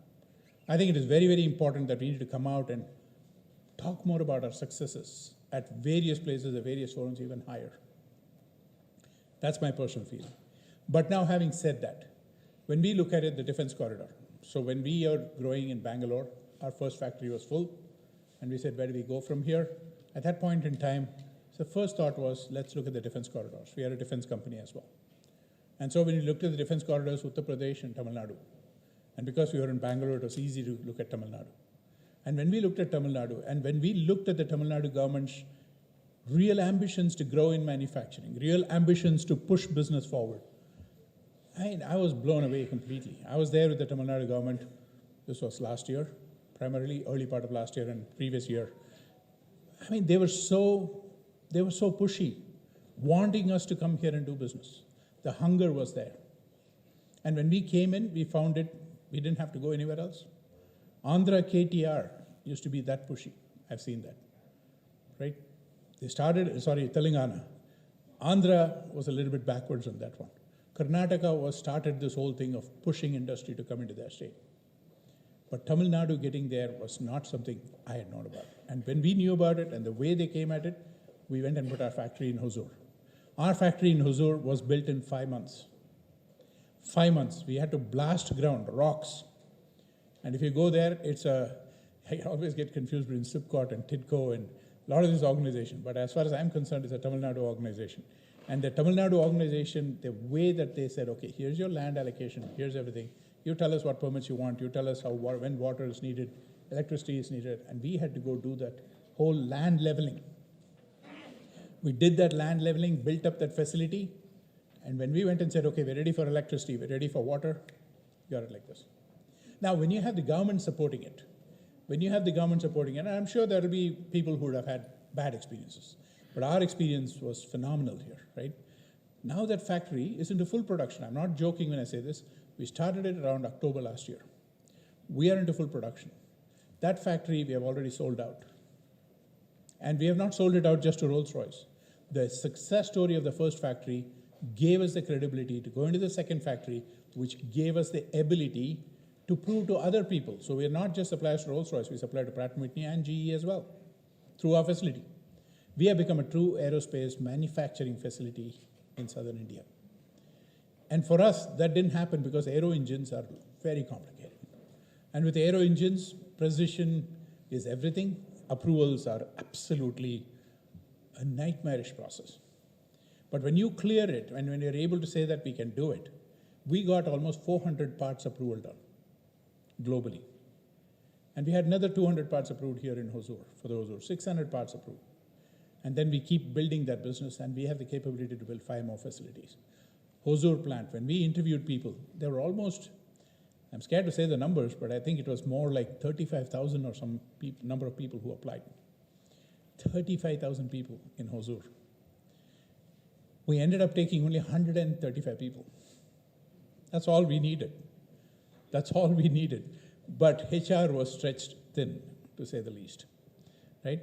So this amount of brain power, this amount of education, this amount of skills, what absolutely is the need of the hour are jobs. And it's easy to blame the government to say, give me the jobs. But in reality, it is about the MSMEs growing up, scaling up, and growing up.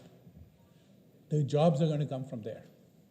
And we are providing, in aerospace, it's a sector which is really not that job intensive. When you take a battery manufacturer or a chip manufacturer, they probably have a lot more jobs. But in our space, a factory of that size producing almost about $30 million per year is going to have 100 people, 130 people, which is not very big. But the skills that people are getting and the skills they can take with them should allow the rest of the industry to pick up. That's what happened. The scaling up factor is what is the key for India, because when we talk about skills, I think skills are emerging. I think the government's focus is there. When you talk about policies, ease of doing business, that's all there. But to sustain everything, I think it is going to be very important that jobs are created. For jobs to be created, more exports, because we have a huge domestic consumption as well that we can do. But regardless, I won't go into that space. But overall, I think jobs creation will be the key for us to advance, and industry, MSMEs are going to be the key in jobs creation. How, what, and where, everybody around here knows. Now, when you come to Rolls-Royce, we are in civil aerospace, defense, and power systems. When we look at our 3 businesses, we do it in India very well. And we have about 2,500 engineers. Those 2,500 engineers, we started off with hardly 300 engineers, built 600 people, captive center here. Every multinational comes to India for engineering.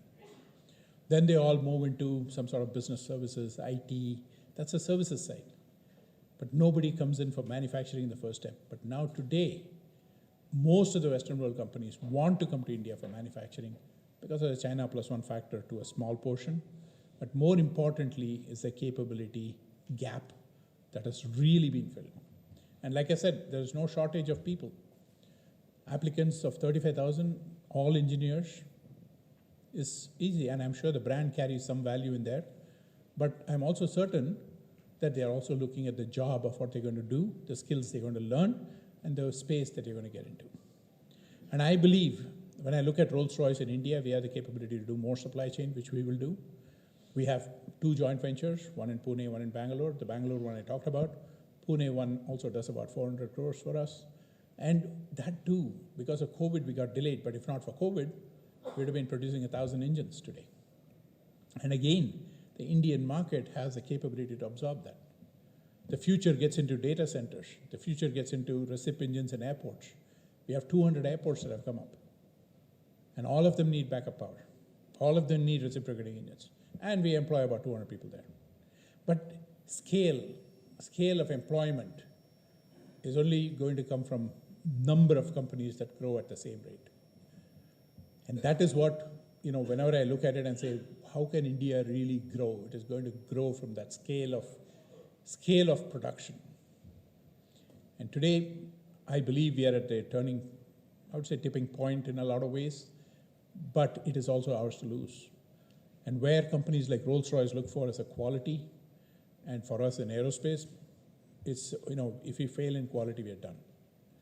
The plant will be shut down. That's as simple as that. So quality cannot be. These days, delivery has become very critical. We cannot lose on delivery. So we have to be perfect on delivery. And that facility in Bangalore is #1 in the world supplier for us, for Rolls-Royce, out of Bangalore, #1. And we were going to shut it down because of labor issues. Right? So this is how things pan. And when you're telling your story, I was just sitting there and thinking about how quickly it can all vaporize.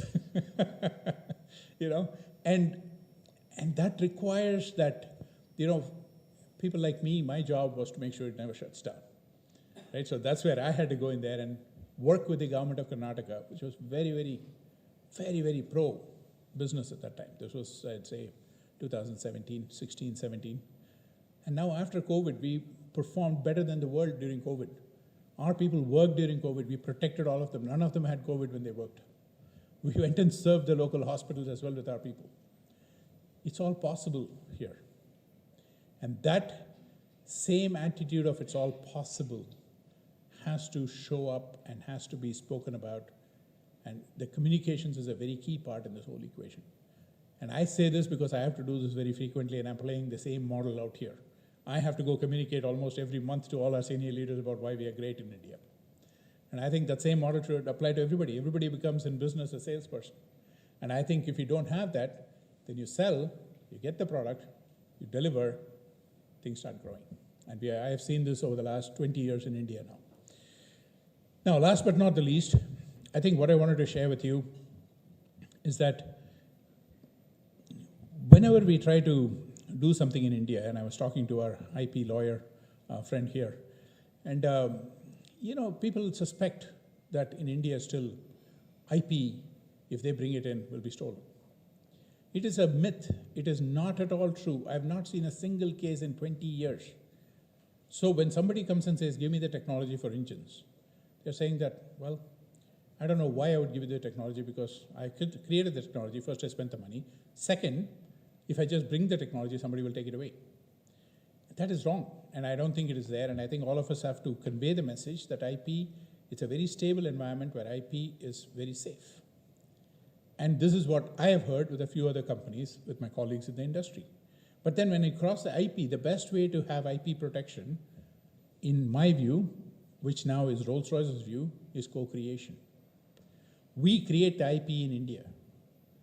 We do not want the ideas, and I think Mr. Seelan mentioned it in his presentation. We love to, it's easier, and I don't blame them, right? I mean, Uber, okay, we got Uber, then we got immediately Ola behind it, right? Then you get Uber Eats or whatever it is in the US or any other place, US mostly, and then it comes down and becomes Swiggy or Zomato or something else. The point is that that's okay. And I think not invented here syndrome need not exist.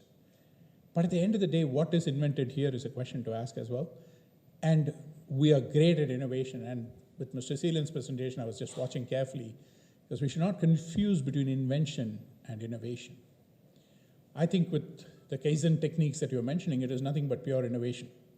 Every single step, and even in our factory, and you're absolutely right, a ring that was being machined like this, the guys came up with a fixture that put 2 rings at the same time, so the machine can just go in there, do whatever it has to do on one ring, and then go into the next ring without the operator having to do the whole setup again. That saved us so much of time. It just moved 2 rings to the next station in a time when 1 ring was being moved. So I think those innovative methods are all available in India, and it used to be called Jugaad. But today, it is innovation. We lost the term Jugaad. But Jugaad was a very strange way, and I did not like that term personally, because Jugaad was a way of not doing things right. It was a way of fixing things that did not work right. It was the perception that was created, and Jugaad was seen as I'm very smart guy types. But it's not that. It's about innovation, saying that this was done this way, it was right and it was good, but doing it this way is better. And I think that's the term I like. Invention is where I'd like to get to, and that's your concept of the co-creation. We are in the process of working with the government of India to develop the next generation fighter jet combat engine. Okay? Now, we get the IP on that. You think about it. It's £1 billion, maybe a bigger program, and it's done. But what we get out of that is defense security. What we get out of that is a supply chain that's going to be huge. What we get out of that is a product that can actually be sold overseas for revenues. Yes, it is very complicated to make the decision. Yes, we had to go through a lot of hoops. We had to make people believers. And today, if you read anything about defense, when you read about aerospace, when you read about combat engines, it's only co-creation. Nobody wants to buy an engine just like that in the Indian government, which is a phenomenal advancement in thinking. And when that thinking is there, if we just have those things, we have the facts together for us, we have the figures together for us, all we need is a focus, and I think we'll be home. And events like this help that a lot to create that focus, bring us all together here. I won't take too much of time. I know that I'm standing probably somewhere between everyone and the dinner, but it's a pleasure to be here. Thank you for the invite. If I can be of any help to you, as a representative of Rolls-Royce, very happy to do that. Thank you. Thank you very, very much, sir. If you could just stay back on stage. Sir, if you could just stay back on stage for us to honor you. Thank you so much for highlighting the capabilities of Coimbatore. I quickly invite on stage Mr. P.S. Devaraj, past Secretary of CODISSIA, and along with Mr. Ilango, the past President of CODISSIA, to please come on stage to honor our chief guest. Thank you also for the invitation, saying that you would love to work with Coimbatore. I think that's the first thing that they're working on the mind, saying, when can we have the next meeting with Rolls-Royce to start selling our component? So you agree with me. Gentlemen, let's give a big Coimbatore welcome. Thank you for sharing all the stories that you had and how Coimbatore built you and your grit.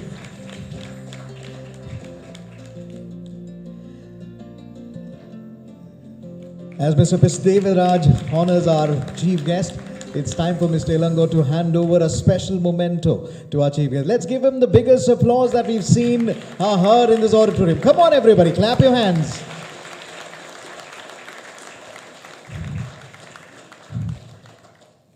Thank you for joining us on this wonderful session.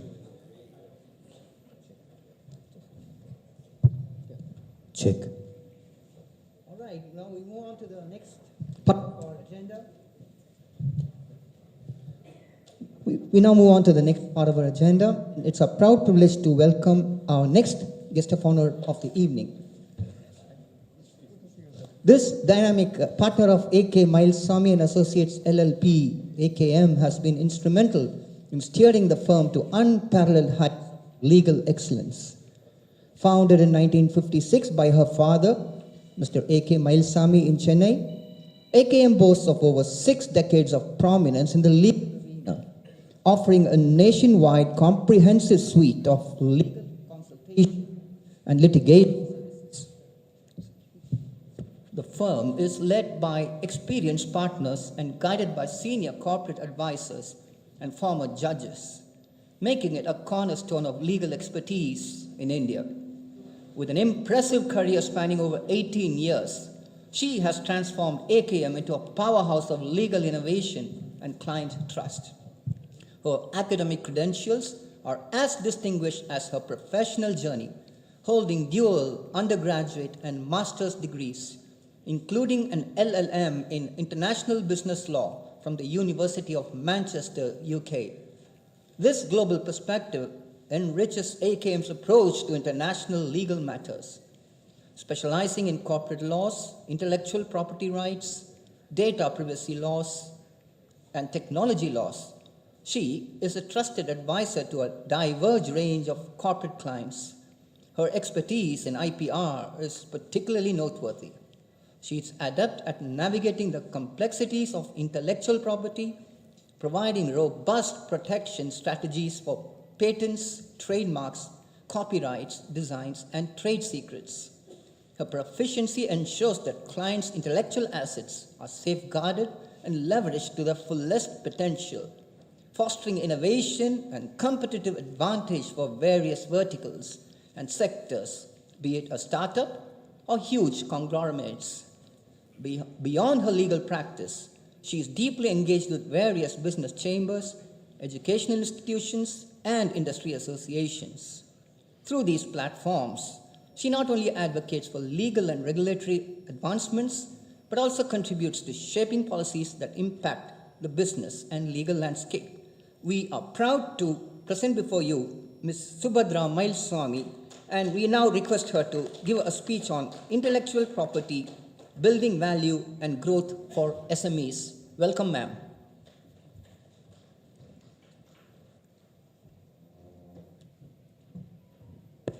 Good evening, one and all present here. First of all, I would like to sincerely thank each one of you present in this evening. I would like to thank CODISSIA, Intech, as well as Texas Ventures, and of course, Mr. Balasubramaniam for being here for this evening, and all the other dignitaries present here. In fact, today, the dignitaries who spoke before me, Mr. Sathyaseelan, Dr. Kishore, have made my job very easy because they have spoken and set the platform for me to talk about intellectual property rights very easily. And right away, I would like to start off why IP is important. What is this IP? Intellectual property rights, we listen to it every day, everywhere. Innovation, creativity is very, very important, no matter what size your industry is. If you're coming up with an idea, if you're coming up with a product, if you're coming up with a process, it is utmost important that you have protection. What is this protection? That's what I'm going to lead you through. So,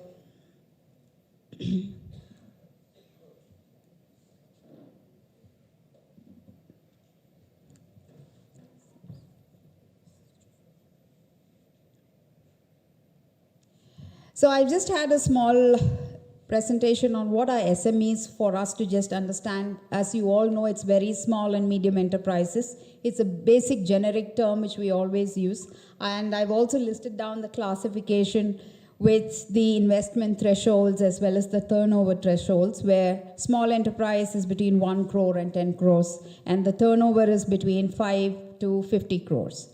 And also for medium enterprise, if you see, it's not more than 50 crores, and also not more than, the threshold would be not more than 250 crores. Now, mostly our SMEs, as you all know, is classified into types like manufacturing, services, trading, retail, food and beverage. This is for our basic understanding. I'm sure all of you all know that. Now, the most important slide. Intellectual property rights are a division of rights which is classified by our law as for patents, trademarks, industrial designs, copyright, geographical indication. So these are the basic branches under law where you can seek your protection depending upon your services or your products. So what is patents? So most of the industries which here today who are sitting will fall under the patent aspect, either for a process or for an invention of a product. And please understand, it is a territorial right, which means if you file for your patents in India, it is valid for India alone. But there are certain options where you can do international filing of patents, which is called as PCT filings, where India is signed along with the WIPO, which is called as the World Intellectual Property Organization. And some of the countries abroad are also members of the PCT filing and treaty. So once you file here, and you can also do a simultaneous filing with one of these PCT countries as well. Next, trademark. This we often use. In fact, a lot of these SMEs, MSCs, or any company today, when they start off, including a startup, the most important thing is to file for your trademark. What is a trademark? We have heard several brands. Right here, sir, sitting here, Rolls-Royce. This is a brand which is heard all over the world. And this brand is very, very important to build their business ahead. How do we build it? Now, this is what the trademark is. What is this trademark? It is nothing but it's a sign in the form of any kind of words or symbols. McDonald's is that inverted golden M, Nike, the tick, Coca-Cola, the bottle, the labeling, the color. To this extent, you can file for your trademarks and protect your marks or your logos. So these are also acquired through use. So it is important, if you are a startup or an SME, that you start to first file for your protection of your logos and for your trademark before you move forward. Please don't push this back and say, I will do this later when my business picks. No. By then, somebody else will start to use your mark, and you have to prove a lot more when you go in for that registrations. Industrial designs. We are all in the concept of industries. We are all manufacturing something. There is a protection for industrial design specifically where the ornamental aspects of an article, especially today we have 3D, we have 2D, features, shape, patterns, combinations, and colors can be protected today with using the industrial designs. So please be aware of it and take protection even under this aspect. The other aspect is called as copyright.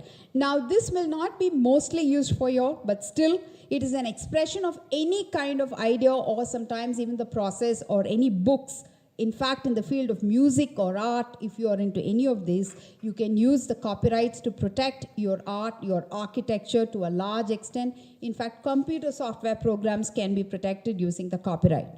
Next is geographical indication. Now, this is very, very important. We hail from a particular place, if it is, say, Coimbatore, and Coimbatore has got something which is very, very original. It is only coming from this soil or from here and nowhere else. It's called as geographical indication. For example, Kadala Mittai we say. Kadala Mittai is very common. We say Kadala Mittai comes from a particular origin or from particular place we say it, and that origin gets a GI tag in Sholo. It's called as geographical indication tag. So all these things, Palani Panjamridam has GI tag. Palanila, where it is made, that Punjab rhythm has a GI tag, and today it is used all over the world. Even if the temple is sending it across, it gives us the authenticity.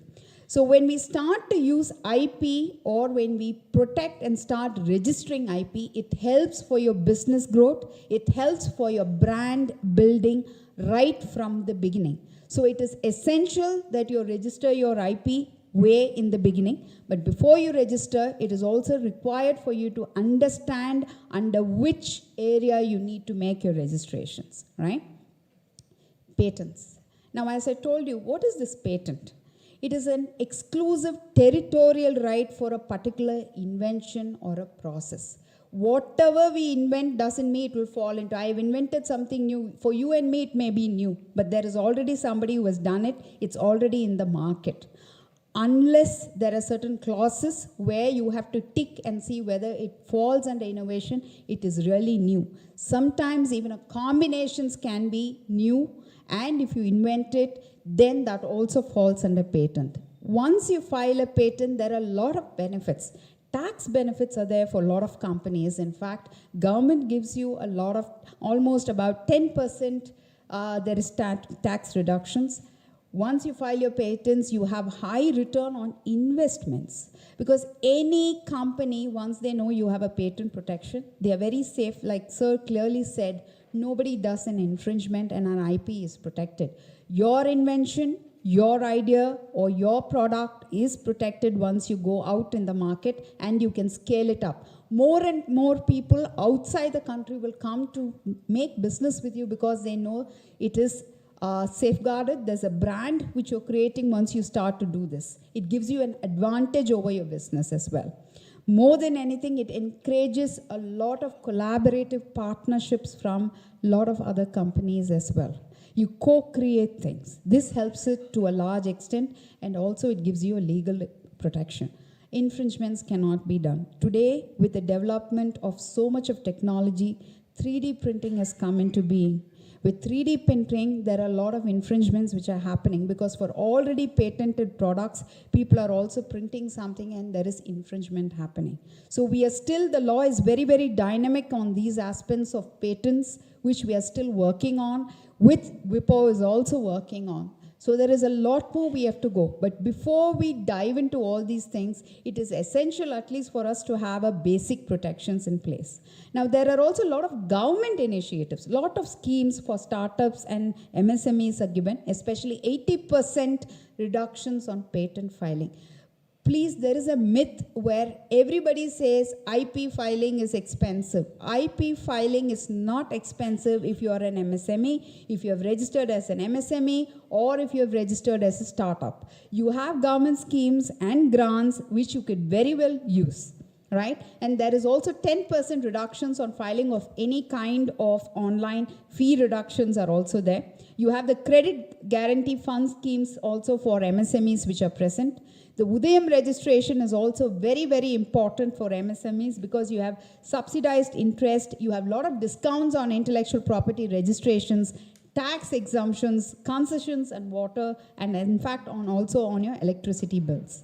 Now I just wanted to scale through or run through these trends in the patents over the few years, how we have increased. You know, we have about 24.64% of filing of patents compared to the previous year.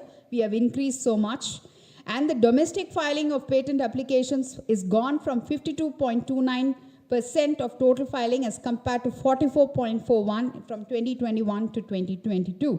So please understand, more and more companies, small scale MSMEs, SMEs are registering for patents today. And remember, Tamil Nadu occupies the first position with 7,686 applications for patents. This requires a big round of applause because, sir, I must tell you, we are constantly competing with the North because you know how the North is propelling with the IP as well. So we are constantly competing and we have got one of the largest filings for patent applications. And the applications also filed by the startups and small entities also portray a very great upward trend.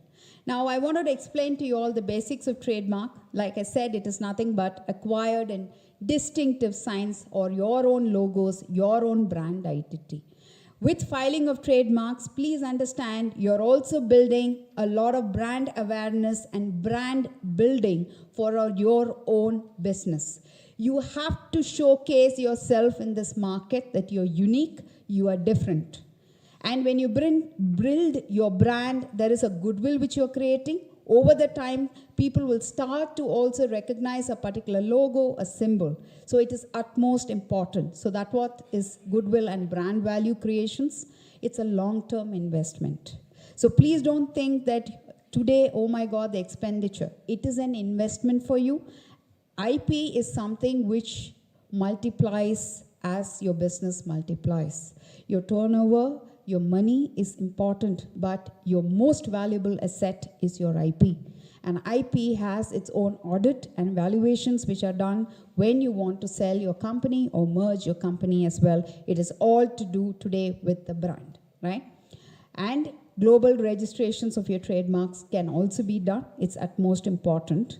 You also have an advantage once you register your logos, nobody can infringe. Today, if you look into, for small example, I would say one of the small cases which we heard quite often is, I don't know how many of you would have heard about there was an Amazon case where two ladies who were selling something on the Amazon, in fact, a small bakery product, fought against Amazon for infringement of their trademarks. They won the case in Indian court. So that is the power of registration infringement today. You need to stand for your own brand and for yourself. You need to also voice it out and not back out. So legal protection is very, very important when it comes with registrations and infringements. And please feel strong to voice out when somebody is infringing, even if it is a bigger brand, bigger conglomerate, bigger corporates. Because today, white labeling of agreements is something which is come into being. White labeling is nothing but huge manufacturing companies or any company, corporates, look at to startups who are doing great jobs and say, you cannot put your names. You have to only, you can sell the product to us, but we will not be asking you to put your name, which means your innovation, your creation is being shadowed by a bigger person. A lot of startups come to us and say, ma'am, we have this aspect they are asking, but they are asking us to give it to them without any reference or any identity which has been given to us. We have been scaling our business for 10 years, but now we have to do this. So there is always this confusion. Do I need the money or do I have to protect? So you have to understand, even as a small businesses, please stand for your brand, for your value. Do not give up your identity because you are signing up with anybody else who is bigger than you. It's especially important that you stand for yourself. Please negotiate well. Please get to counsels who are able to guide you on the right direction as well. And it is an intangible asset. It's extremely important to understand, like every other asset you're creating for your business, IP is also an intangible asset and it is extremely valuable. And here again, you have a lot of initiatives from the government. You have reduction on trademark filing fees for startups and MSMEs. It is almost 50% reductions. 10% again, you have reductions on online filing, and a lot of schemes on Udayam registrations are there. And women entrepreneurs, I must tell you, if you're starting your own business or you have someone who's into this business, there is a lot more initiative and lot more options given for women who are running business today. Brand protection and trademarks and trends in trademarks. If you see there, I put a picture of all the famous trademarks which everybody will be able to identify. There's no names, but it is only logos and symbols and colors. That is the power of trademarks. When you start to use after a point of time, you don't need names. It is just logos. Today, RR will say that it is Rolls-Royce.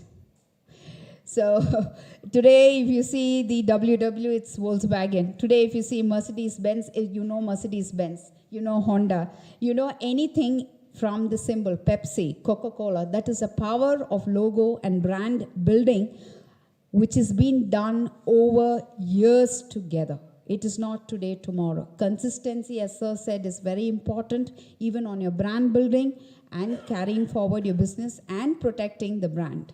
So if you see, there would be a dip in the trademark, in fact, in 22-23, because it was also because of the shortage of manpower in our own intellectual property boards. We did undergo a little bit downside, I would say, but after that, I think we have been picking up to a large extent on our trademark filings as well. Now, coming to the most important aspect for this evening is the industrial designs on manufacturing. It's the protection which is given to you for any kind of aesthetic, ornamental features of your product. Anything which is new. Novelty is something which you're bringing new. It should be original. It should be configuration of something. It can be patterns, compositions of lines or colors. It is extremely important that you understand in which bracket you have to protect or register for your IP, right? It gives you an extended validity. Industrial designs especially, it is for, if you register for a period of 10 years, there can be an extension period of 5 years or 3 years as well, which is given. So it is it is extremely important that you take care of this, and you also have high return on your investments when you have an industrial design protection. Because today you can license it, you can franchise it, there are agreements which are done, you can cooperate and collaborate, in fact, with technology, with other people. When you have these protections for you, you will scale up your business 10 times, 50 times, and to the outside country, you showcase that you're extremely professional.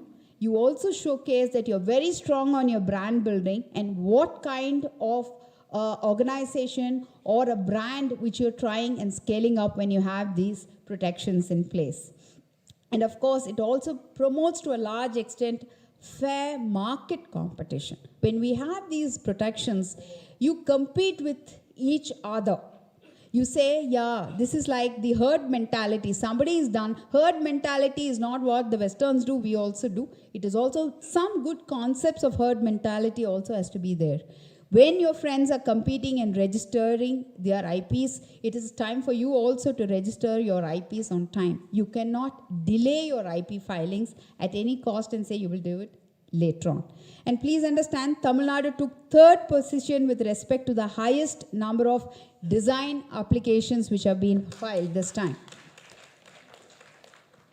Copyrights. What are these copyrights? These are nothing but exclusive rights which protect the expression of ideas, artistic work. If somebody is into art, photography, protections, process, computer processing, codes, copyrights is being used. It also creates a lot of goodwill and brand value for your own business or products which you are. It helps you to also do a lot of licensing. In fact, people who are into the sector of music, art, performance, theater, it helps them to also do a lot of licensing. In fact, Ilayaraja keeps sending out notices to a lot of people. I'm sure you have read on newspapers for his music or songs which are being used by him without his permission. Why? Because without his concurrence, somebody is using it. So the licensing aspect, agreement aspect comes into play where you make royalty or you collect money for the work which you have done, right? And it also gives you a sense of ownership, and it also gives you a sense of lot of legal protections. And if you see into the trends of copyright applications, you will see there has been a drastic increase in the total disposal of copyright applications for 2022 and 2023 as well.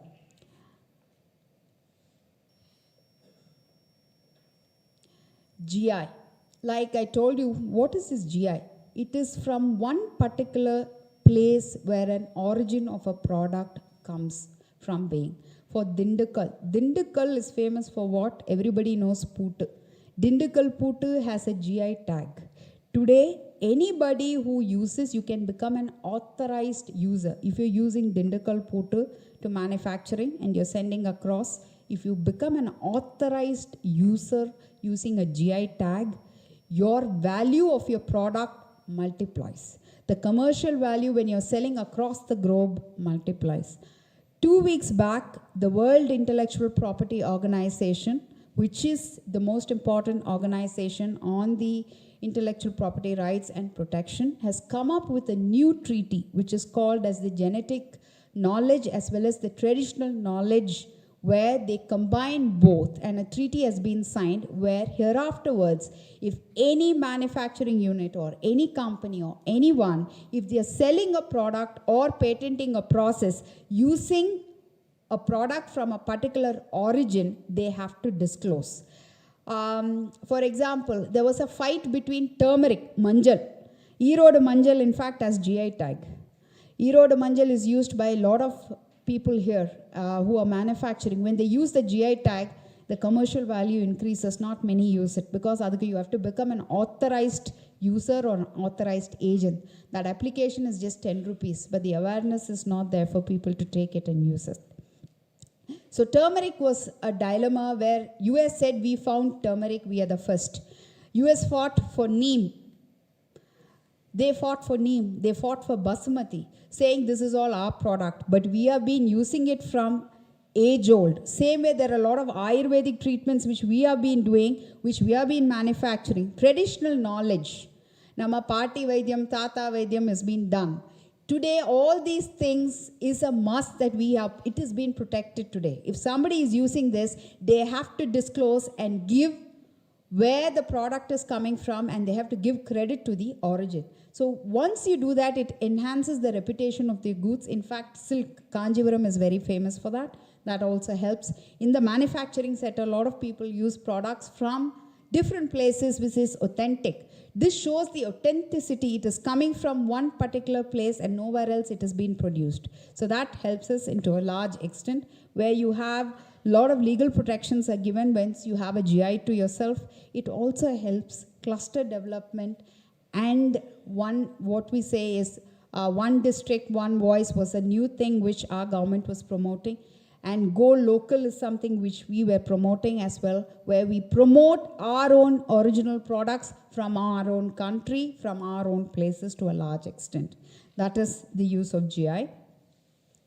And if you see, there is just the last 5-year trends of IP filings, which I've told you. So there has been a great increase of 5.94% of filing applications compared from 2021 to 2022 on the whole, on the entire layout of everything. In fact, on the semiconductor integrated layout designs also, there has been a drastic increase. Today we are all talking about semiconductors, we are talking about SDGs, we are talking about sustainable goal developments, which has been launched by the United Nations organizations, which is also extensively working on intellectual property rights. Now, we also have some kind of international studies for IP to push IP in, especially for SMEs.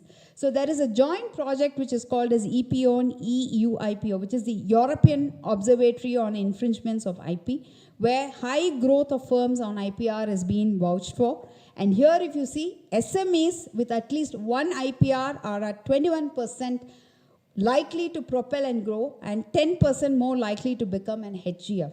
So this is very, very, very important. And if you see, there is also the scoreboard, which is, I have clearly explained to you. These are some of the international rankings on the Global Innovation Index, which is being projected. And these are various schemes, and MSME is where it is driving India into $5 trillion economy dollar. You can see the power of MSME today. These are sustainability in SMEs, what we do with solar energy, how we can develop it more and more, and renewable energy, and some of the challenges, and how we can work ahead. So with this, I would like to thank all of you, and thank you once again for giving me this opportunity. I'm sorry if I had taken more time. Thank you once again. Thank you.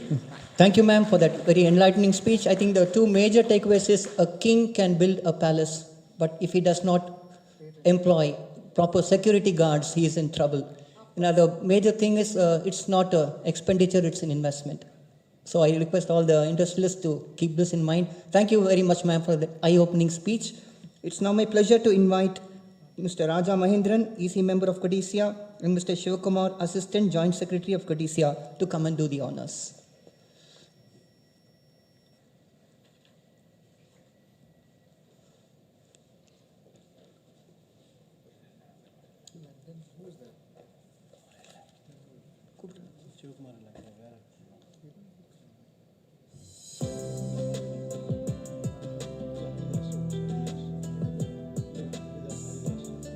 Mr. Haridas, please adorn the stage. Hari Krishna, sorry. Mr. Hari Krishna, please come over to the stage to honor our guest of honor.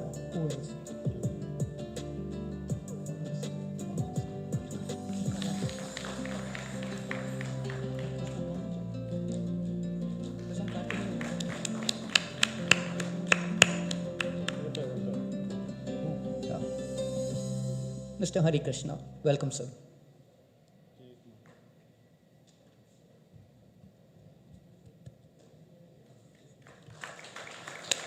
A big round of applause, please.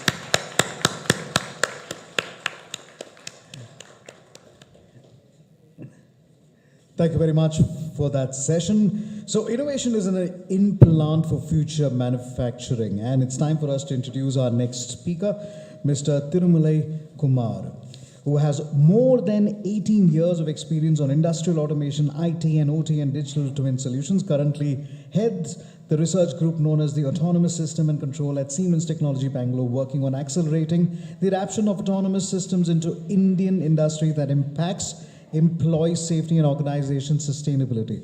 He started his career as a research engineer in the year 2005 after completing masters in wireless technologies. He played a key role in delivering innovative automation solutions for many Indian customers on RFID, wireless and machine vision technology for industries such as Britannia, ITC and Tata Motors. After 9 years in applied research, he moved into business development and was responsible for business on process automation identification technologies for South India. He set up many centers of excellence on Industry 4.0, digital enterprise across India, including MIT and NITs. He's also designed a digital twin course for mechanical engineering. He was the head of digital manufacturing solution service team, providing MEA solution across India, and has delivered successful digital enterprise solutions for various industries such as JK, Ola, and enabling to become digital enterprise. A technical architect for manufacturing line of Deloitte Experience Center at Bangalore, strongly believes that every industry, small or big, has to embrace the digital technologies as needed to bring flexibility, safety, quality in product and process at the same time, become resilient and sustainable. Ladies and gentlemen, our session on digital enterprise, the way for smart manufacturing, Industry 4.0 is about to begin. Over to you, sir. Thank you. So, thank you for the wonderful opportunity, and thanks. I learned a lot from the legends who spoke before me. That's really great. I mean, a lot of learnings, including IP, which we daily hear from Siemens. So here I would like to a little bit present on what is digital enterprise, more about how it can help each one of your organization. Mainly, many of you must be wondering how come a research guy coming and talking all this thing. Just 2 months before I took the research head role. Before that, all I was spending my life in the shop floor, okay, in making, how to increase the efficiency, how to make things traceable, all those things. So I started my career with R&D, so I have returned back to R&D. So it is all a journey where a lot of learnings. So to a little bit tell about Siemens so that you will understand how this organization, which has been sustainable for more than 175 years, right? So I'm not here to sell, but little bit learnings about how this organization thrived for so many years, saw 2 world wars. It's all because of innovation. The first invention was the telegraph, okay, which was invented by Werner von Siemens, who is the owner of the company. And the first project was to lay telegraph line from Kolkata to England. That was the first project. And from there onwards, innovation is what kept Siemens thriving. And every day we file around 24 invention disclosures, and one of the top invention company in Germany. So very nicely organized event with lot of hand-picked speakers, which stitching all the story and lot of learnings. I'm very much privileged to be part of this presentation and the event. Thank you. So let me, I will also talk in Tamil because people have also requested. So digital enterprise na enna abdingiradha nama paapom. So what are the key challenges before getting into the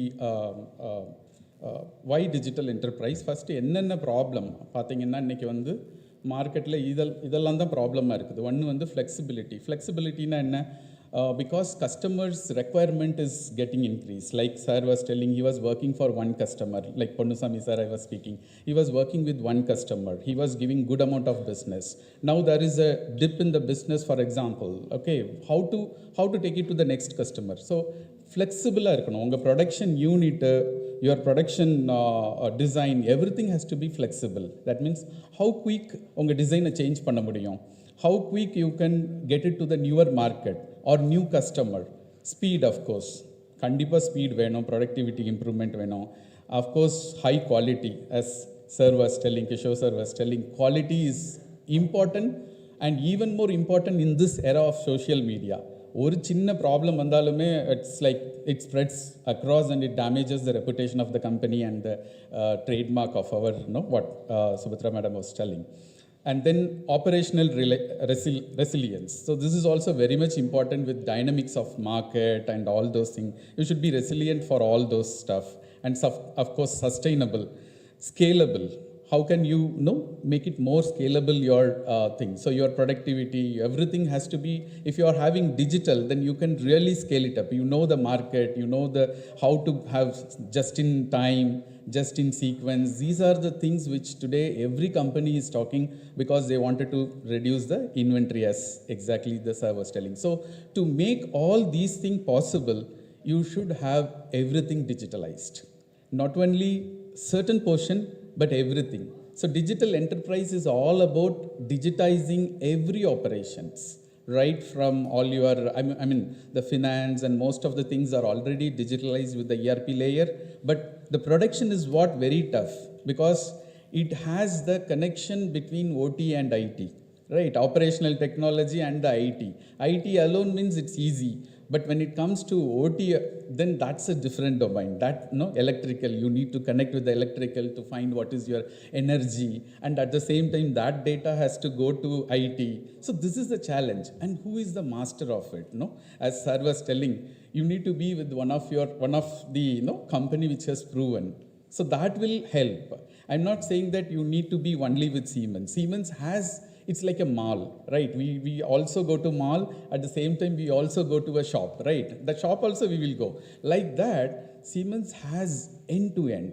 And this is not possible just by one company, right? So how did Siemens made this thing possible?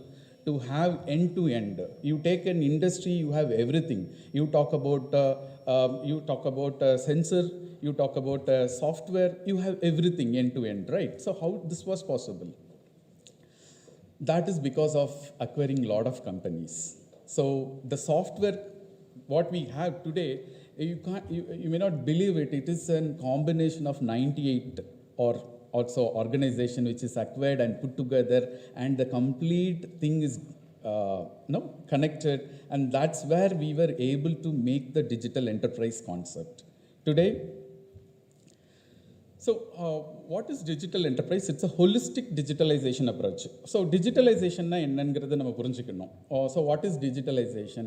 There is a difference between digitalization and digitization. Digitization na nama most of the people we are doing. Enna pandrom, we are recording it in a Excel sheet or a software and things like that. But digitalization is one step ahead. So idukku rendukum oru difference pathina, ipo digital camera vechi photo edukrom appadina adu digitization.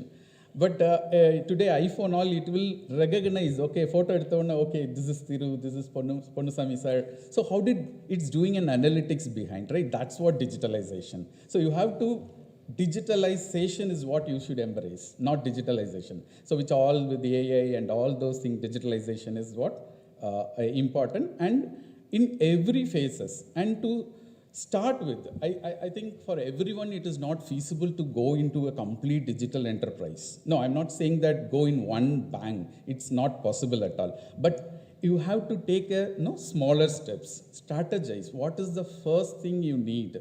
But you have a long strategy to make your enterprise digital enterprise.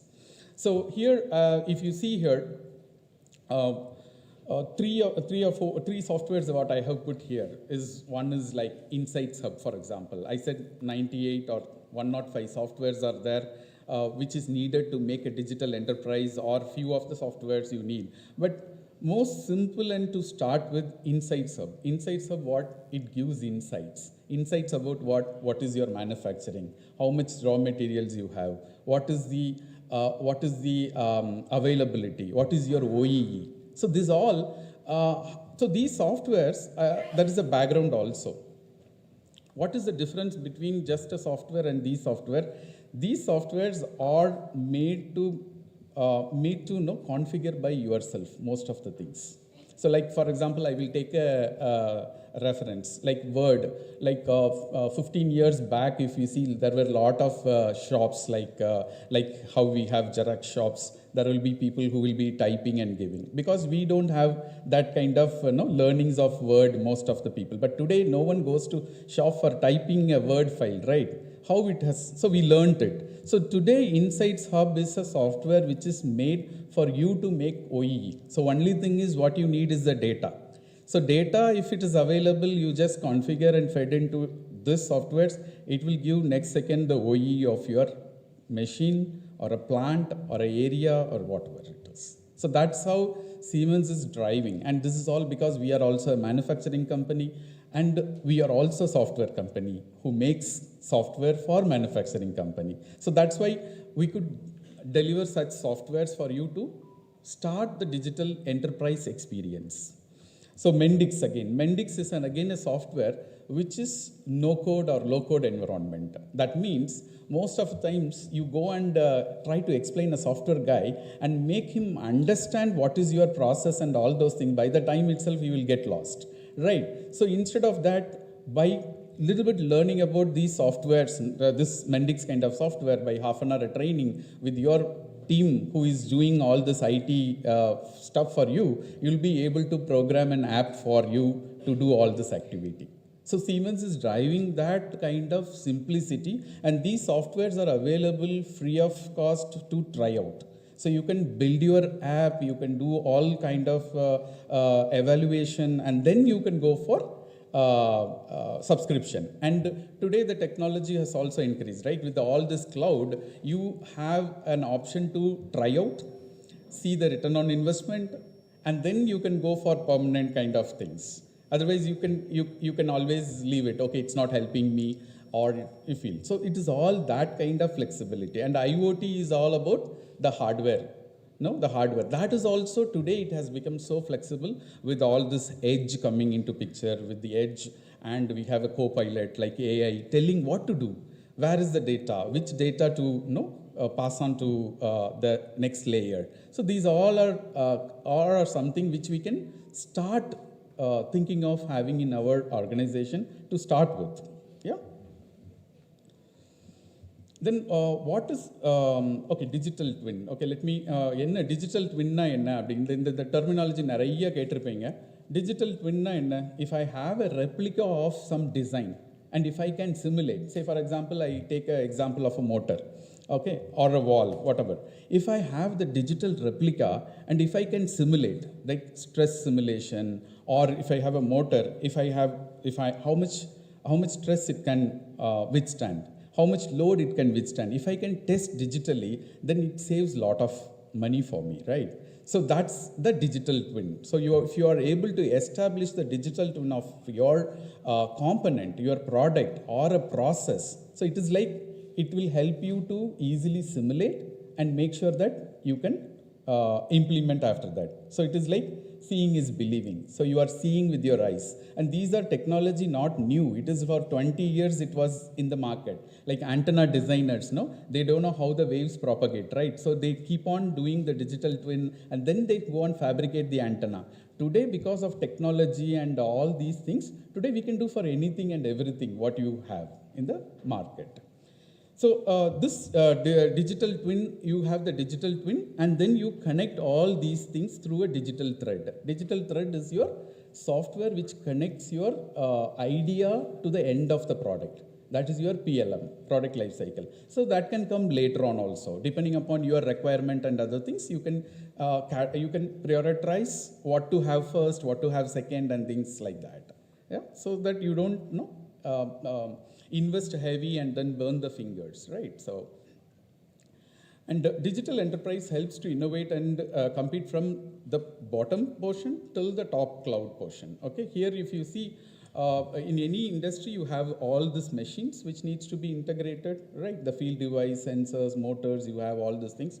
To connect this thing, you need a very, very open communication, right? Very, very open, at the same time secure, where cyber security all comes. So that's where the edge computing comes. Then you have the manufacturing execution system, which will manage the complete operation. So you need traceability, you need what is your productivity, all this OEE, and then you have your cloud and the app development. So this complete end-to-end is what you need to strategize for your organization, for everyone.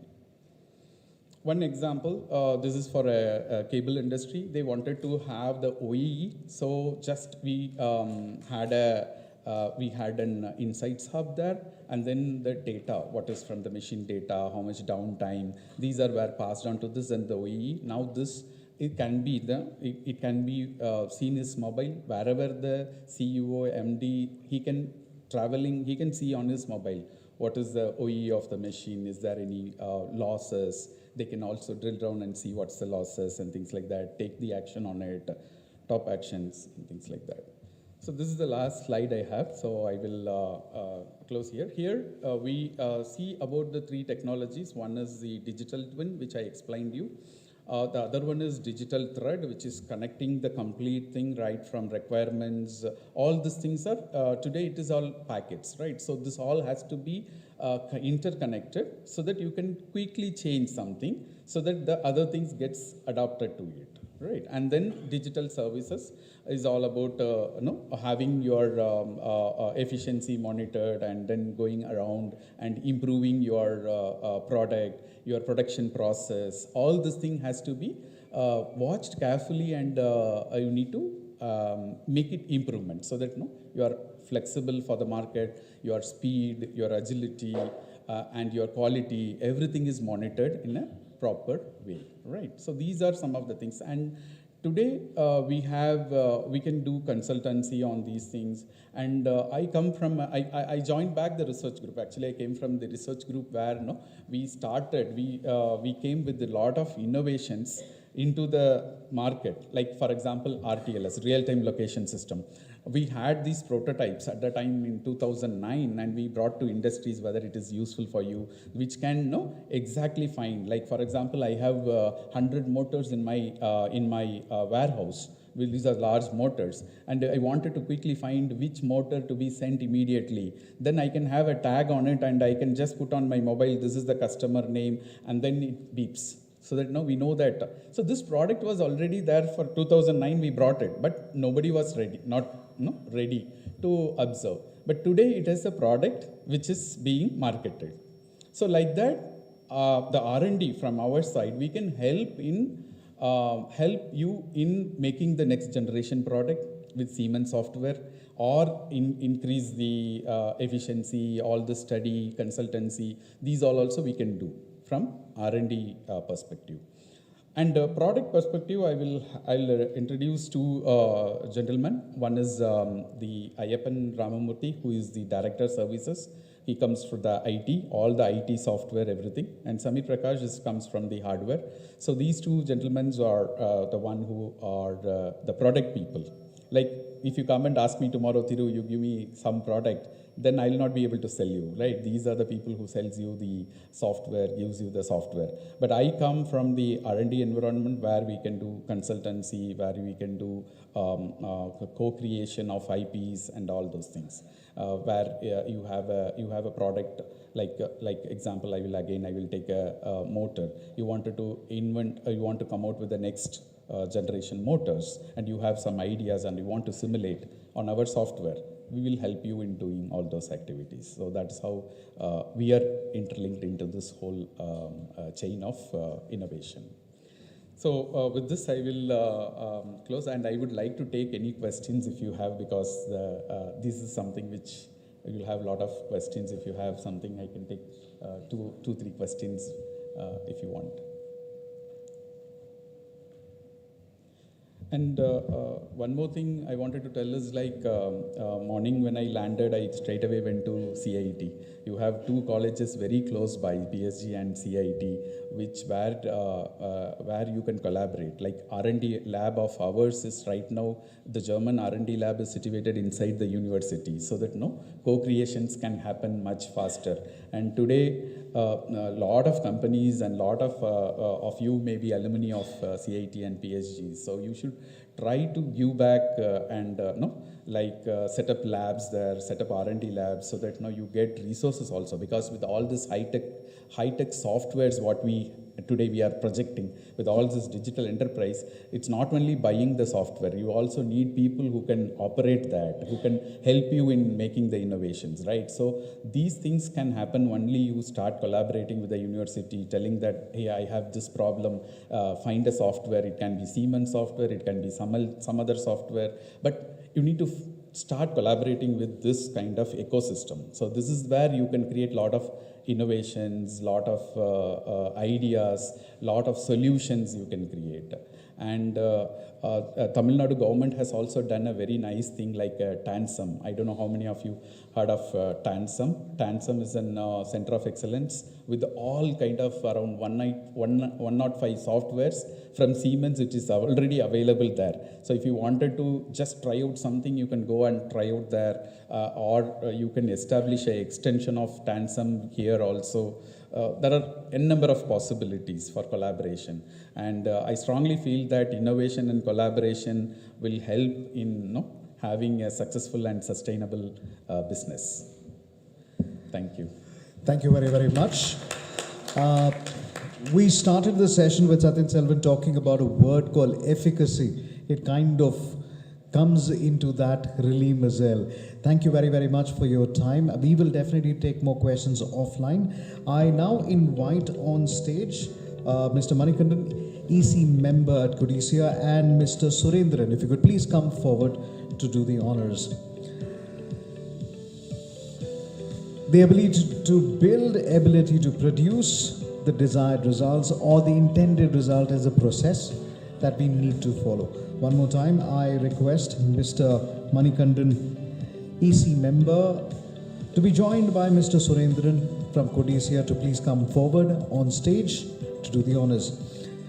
Mr. Manikandan, I request you to please honor our guest with a shawl. Ladies and gentlemen, can we have a big round of applause?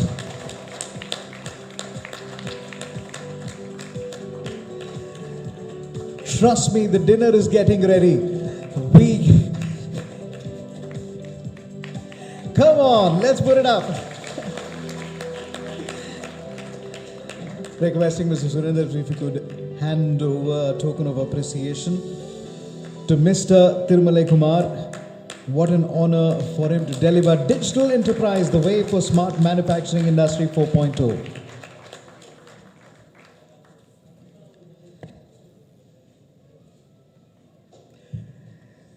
Thank you, gentlemen. Thank you. Yeah. Finally, we quote Thiruvalluvar, Nandri Marapadu, Nandandru. So to give this pleasant task, we would now call upon our Honorary Secretary of CODISSIA, Mr. R. Shashi Kumar, Managing Partner, Metro Metal Finishers, to deliver the vote of thanks.